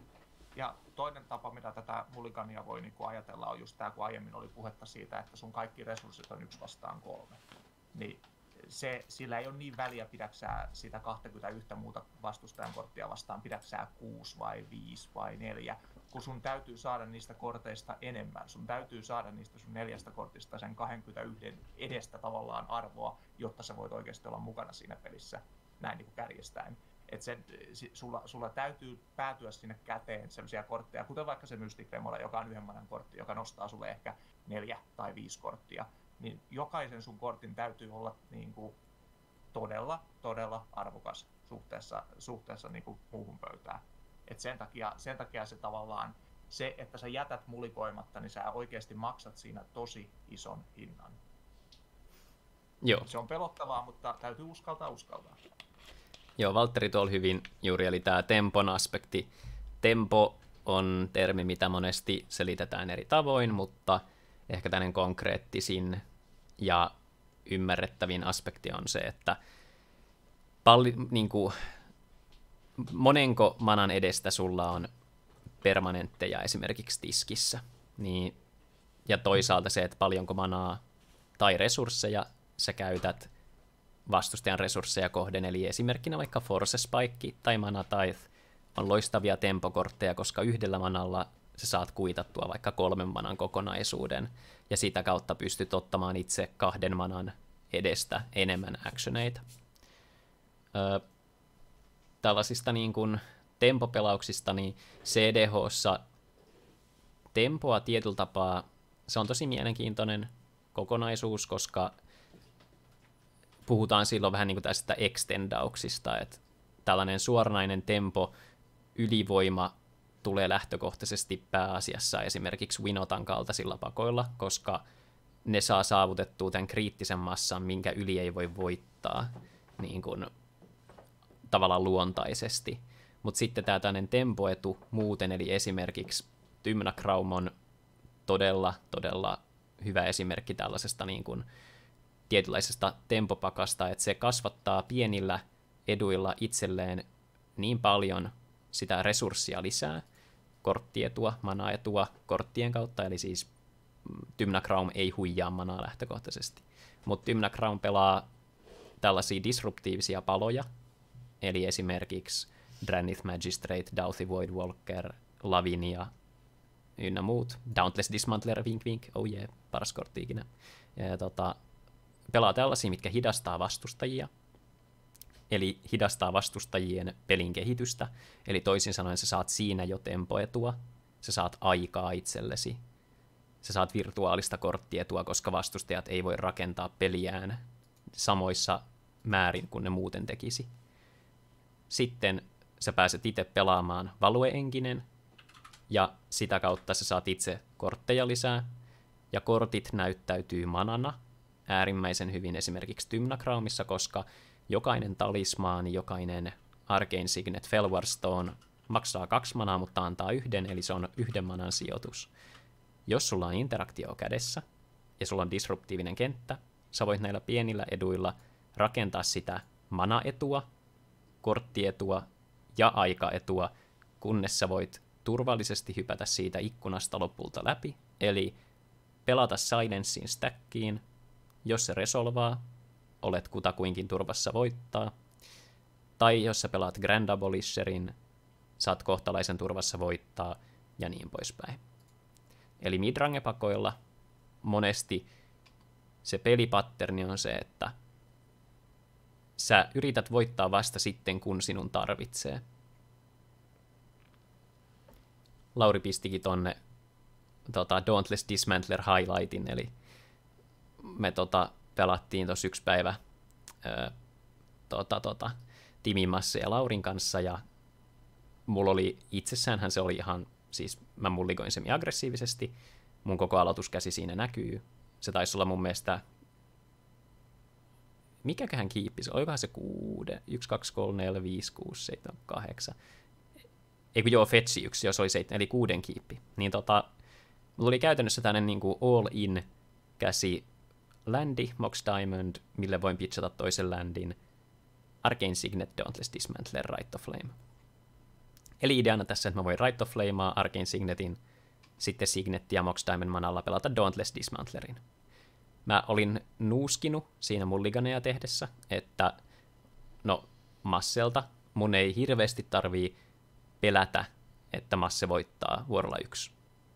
Rogerek Silas taas mana. Minä ja minun 4 kortin käsiin. Joo, kyllä.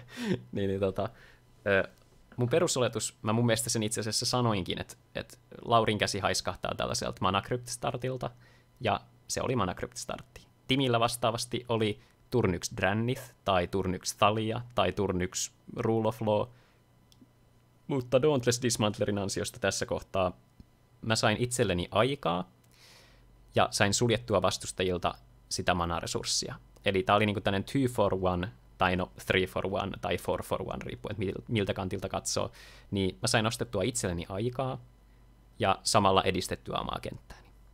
Joo. Eli tässä siis näkee, että tämä Dauntless Dismantler oli niinku useamman kortin, useamman vuoron. Se oli paljon arvokkaampi kuin niinku antaisi ymmärtää. Se oli 1 kortti, joka vaikutti peliin paljon enemmän. Joo, mä otan vielä tuohon itse asiassa jakoon sille, että mulla näkyy se tuossa tallenteessa sitten myös. Joo. Tää on ollut kyllä... Joo, tää on ollut kyllä ihan hauska. Olisiko yksi sellainen nopea tähän loppuun, eli Tulkaa pelaamaan, CD on pelihaku, piip piip. Jup, ja kyllä. Hämeenlinnassa olisi taas turnausta 20 päivä. Ja yksi juttu, joka tässä on, nämä pakathan on kalliita, mutta ketään ei velvoiteta pelaamaan oikeita aitoja kortteja, eli lainaproksuja löytyy ja näin edespäin. Proksyt on erittäin sallittu ja suotava. Me ei pelata, tarkoitus ei ole pelata toisen kokoelmaa vastaan, vaan toista pelaajaa vastaan. Eli sun kokoelma ei tule olla rajoite sille, mitä pakkaa sä pelaat. Ja vastaavasti tähän voi pivotoida siihen kysymykseen, että mitäs pakkoja Osku suosittelisit tai minkä tyyppisiä, jos haluaisi aloittaa esimerkiksi formaattia?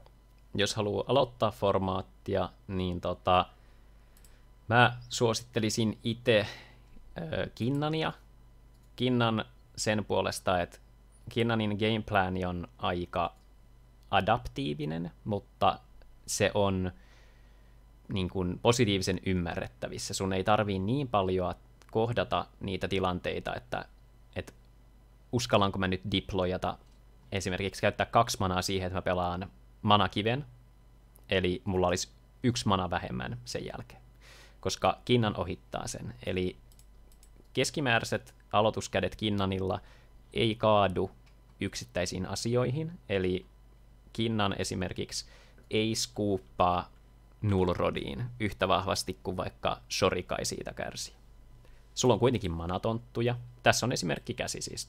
Meillä on tosi paljon faksimanaa, mutta meillä on myös manatonttu. Meillä on crop rotation, meillä on mana drain, eli no tää nyt itse asiassa olisi vaan paljon manaa ja Kinnan aktivaation sisältävä käsi. Mutta tää on niin kun, kun me katsotaan Kinnanin käsi ja Kinnanin pelisuunnitelmaa, niin Kinnan voi hardcastata niitä paksuja pihvejä.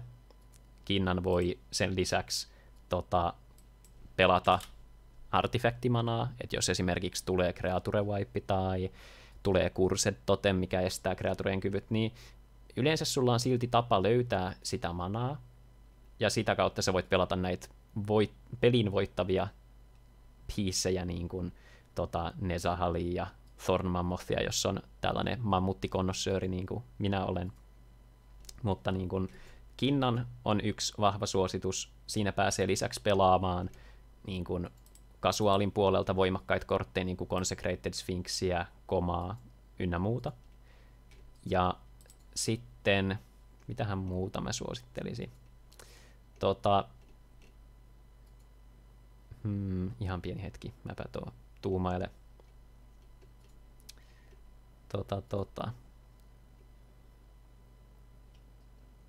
Periaatteessa, jos niinku haluaa,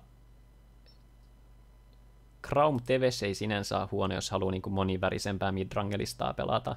Siinä on 2 voimakasta komentajaa, ja sä voit pelata enemmän sellaista developpaan manaa, pidän ylhäällä manaa, passaan vuoron. Mutta yksinkertaisimmat ja tällaiset niin kuin Godo on mun mielestä mahtava pakka opetella, koska Godo on käytännössä laske 11. Ja jos voit laskea 11, voit voittaa pelin, koska Godo hakee Helm of the Hostin, equippaat sen Godolle ja saat Infinite Combatit.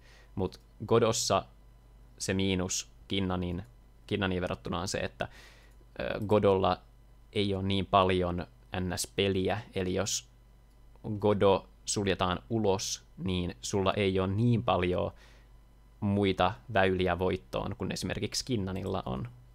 Niin... Mä voin tähän laittaa pienen kommentin kanssa väliin. Godo on siinä mielessä hyvä, että se opettaa sulle sen, että sä haistelet sen, että milloin pitää mennä. Että se koska Godolla on tosi tärkeää nimenomaan se, että osaat katsoa, sä osaat lukea sitä pöytää, että mitä täällä tapahtuu.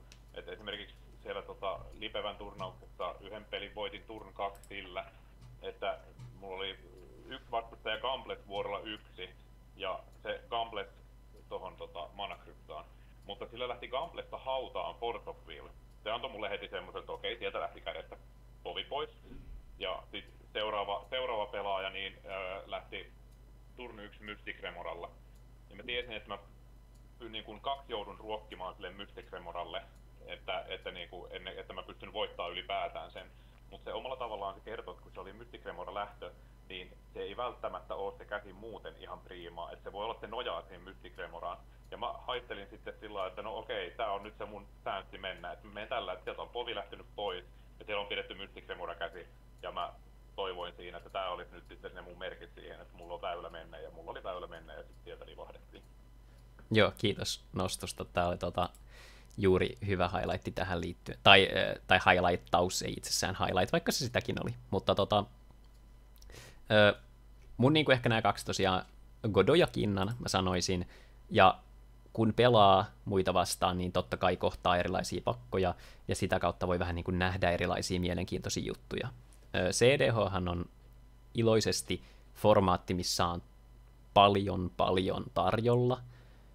Se, että sun pitäisi aina pelata Dimir plus Pinoa, koska Thassa's Oracle Demonic Consultation on heittomerkeissä formaatin paras kombo. Okei, long story short, Underworld Breach on, Thassa's Oracle ei, henkilökohtainen mielipide, todennäköisesti riittävän faktapohjainen, mutta on niin paljon, niin paljon eri väyliä voittaa. Siis on oikeasti, on 100% kreaturepohjaisia komboja, on tällaisia Birthing Pod-keskeisiä kiki-jiki-komboja, mitä pelataan. Löytyy erilaisia hassuja ETB-keskeisiä komboja, niin kuin Kodama Sakashimasta vaikka.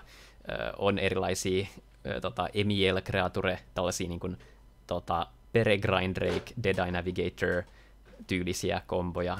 Ja siis sitä löytyy aivan valtavasti. Ja uniikki esimerkki itse asiassa, onkohan mulla se bookmark tuolta. Pistin chattiin toisen aika tuoreen uniikin Bryin, joka on lähiaikoina saanut suosiota. Joo, toi Varragoth on hauska siinä mielessä, että se resolvaa nauskan ja voittaa pelin. Mä linkkasin mun bookmarkin, missä on mun listoja, mitä mä oon pelannut. Niitä on tosiaan paljon, mutta yksi, minkä halusin highlightata, niin kun puhuttiin just tästä, että minkälaisia uniikkeja pinoja on, millä voi pärjätä, niin Rograk Tevesh Stacksipakka on niin kuin ehkä sellaisia uniikeimpia ja mulle jotenkin sellaisia kaikista mielekkäimpiä pakkoja, mitä mä oon ehkä pelannutkin. Et pakka siis pyrkii käytännössä voittamaan Tevesh-satin ultin kautta ja Obliterating kautta sillä efekteillä. Eli sä pyrit tuhoamaan kaikki permanentit paitsi Planeswalkerit, lukitsemaan pöydän ja sitten vaan voittamaan sille, että sä saat kaikkien commanderit ja sä saat siitä niin paljon etua.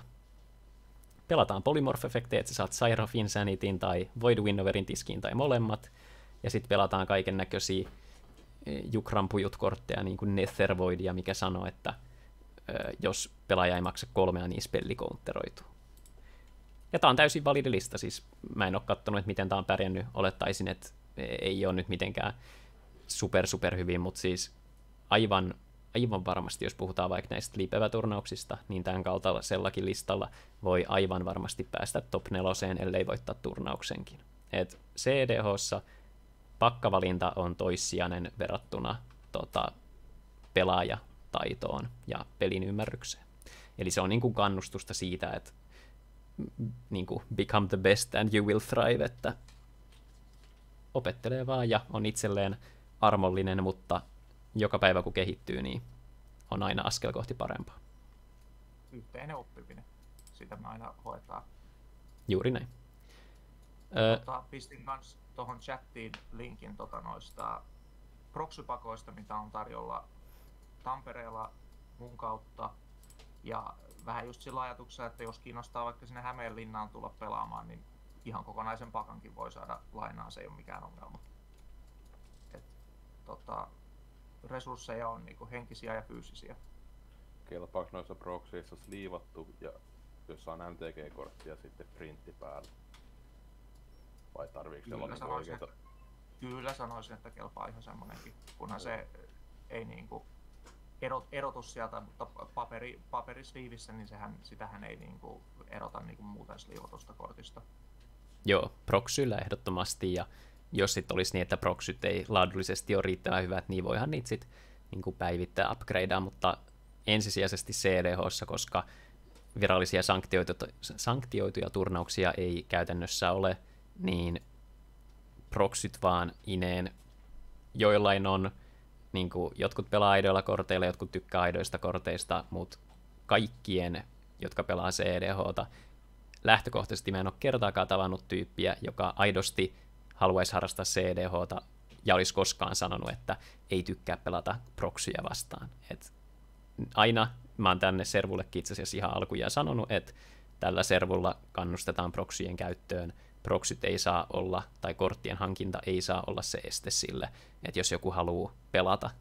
Mieluummin pelataan sitä henkilön itse suunnittelemaa parhainta mahdollista listaa vastaan, kun se, että siellä pelataan kortteja, mitä ei muuten pelaisi, koska niihin ei ole vaikka varaa. Eli se ei saa olla se este sille. Eli mielenkiinto ja inspiraatio ensiksi. Tästäkin mulla on yksi esimerkki, just että tänään itse asiassa ei Lauri, vaan Juuson kanssa oli just puhetta, kun pelasin tuossa Oldis-matsin, eli Old Schoolia tuossa matsin tänään päiväseltään täällä, ja siellähän on pääosin sillä, että proxyjä ei sallita, vaan nimenomaan, että ne vanhat pierut pelaa siellä vanhoilla korteillaan, Black Lotuksilla sun muilla keskenään, ja no se on sitten nimenomaan sitä, että ne vanhat pierut siellä pelailee keskenään sitten, että se, että olisi kyllä formaatille vaan parempi, että sallitaan proxyt ja saadaan enemmän pelaajia sinne, no totta helvetissä olisi. Niin, se on ihan itsestäänselvyys, että formaatti voi paremmin, mitä enemmän on harrastajia. Toki Old Schoolissa toi on filosofinen kysymys, koska tavallaan ne niinku objektit itse on se homma, se formaatti on sekundäärinen, se kokoelma, keräily, ja ne vanhat kortit on pääosassa, ja se pelaaminen on sekundääristä useimmilla, sanotaan näin. Se tahtoo myös sitten johtaa siihen nimenomaan se, että niitä harrastajia ei myöskään sitten ole kovin paljon siellä. Se on semmoinen. Toiset tykkää tietysti siitä, että on tommosia herrasmieskerhoja sitten, että missä niinku, keskenään sitten vain ollaan ja harrastellaan niillä korteilla. Mutta tämä CDH ei ole herrasmieskerhotaan yhteistä kulttuuria. Juuri näin. Joo, hyviä pointteja. Mä haluaisin loppuun, jos ei nyt tällä kertaa enempää kyssäreitä, jatketaan ensi kerralla sitten. Ensinnäkin mä tuossa puolisolleni just sanoin, kun oli 8 minuuttia ennen kuin oli tää alkamassa, niin mä vaan sanoin, että kun mä täällä Voicessa istuin hetken yksin, niin mä olin vaan sitten, että toivottavasti tänne nyt joku löytää tiensä, niin sit mun ei tarvii rekordaa yksin puhelua, mutta yllätyin kyllä äärimmäisen positiivisesti, että mitä meitä on nyt tälläkin hetkellä, tässä katsotaan YKK, C, 8, 90, Yto, Kato, Koto, Neto, Vito, Kuto, Seto, 18, melkein 20 tyyppiä. Ja on vaihtunutkin vähän nämä kuulolla olijat, niin siis helposti ollut 20. Joo, olen äärimmäisen otettu siitä. Kiva, kun että kaikki tuli ja että mielenkiintoa tällaiseen oli. Jos oli hyötyä, niin mielellään sanokaa se vaikka chatissakin tai vastaavaa. Ja jos tulee niin kuin jatkokysymyksiä, niin pitäisiköhän ehkä niitä voisi tonne yleiseenkin pistää. Mä voin periaatteessa tehdä myös erillisen tekstikanavan, mihin voisi pistää vaikka... Joo, hei, mä teen erillisen tekstikanavan, mikä on sitten niin kuin kysymyksiä varten ensi sessio mielessä. Niin jos tulee ajatuksia, niin voin sitten etukäteen vähän niin kuin miettiä ja katsoa, jos mä teen jotain grafiikkaa sit niitä varten. Mutta mä ainakin pidän hetken breikin, jos meitä olisi 4 peleille, niin mä saattaisin haluta tulla flippaa vähän kolikoita. Nyt mä palasin mun aiempaan arch-nemesikseen, eli kolikon heittoihin, koska viimeksi, kun mulla oli Krarksakashima kasassa, niin mulla oli muistaakseni 9 peräkkäistä epäonnistumista, vaikka mulla oli ylimääräisiä Krark-triggereitäkin, tai siis Krarks-stan pöydässä, niin matemaattisesti se alkoi lähenee varmaan jotain 100 000 tai vastaavaa, niin se hieman haastoi minun omaa mieltymystäni pakkaa kohtaan, mutta nyt mä oon hypännyt hevosen selkään uudestaan ja live and die by the dials. Joo. Mutta kiitos paljon hei kaikille paikallaolosta ja mä uploadailen sitten tästä ton tallenteen YouTubeen, kun saan vaan lopeteltu ja ladattu. Eli until next time vaan ja ensi kerta todennäköisesti mä veikkaan, että viikon päästä suurin piirtein mä taas pingailen sitten.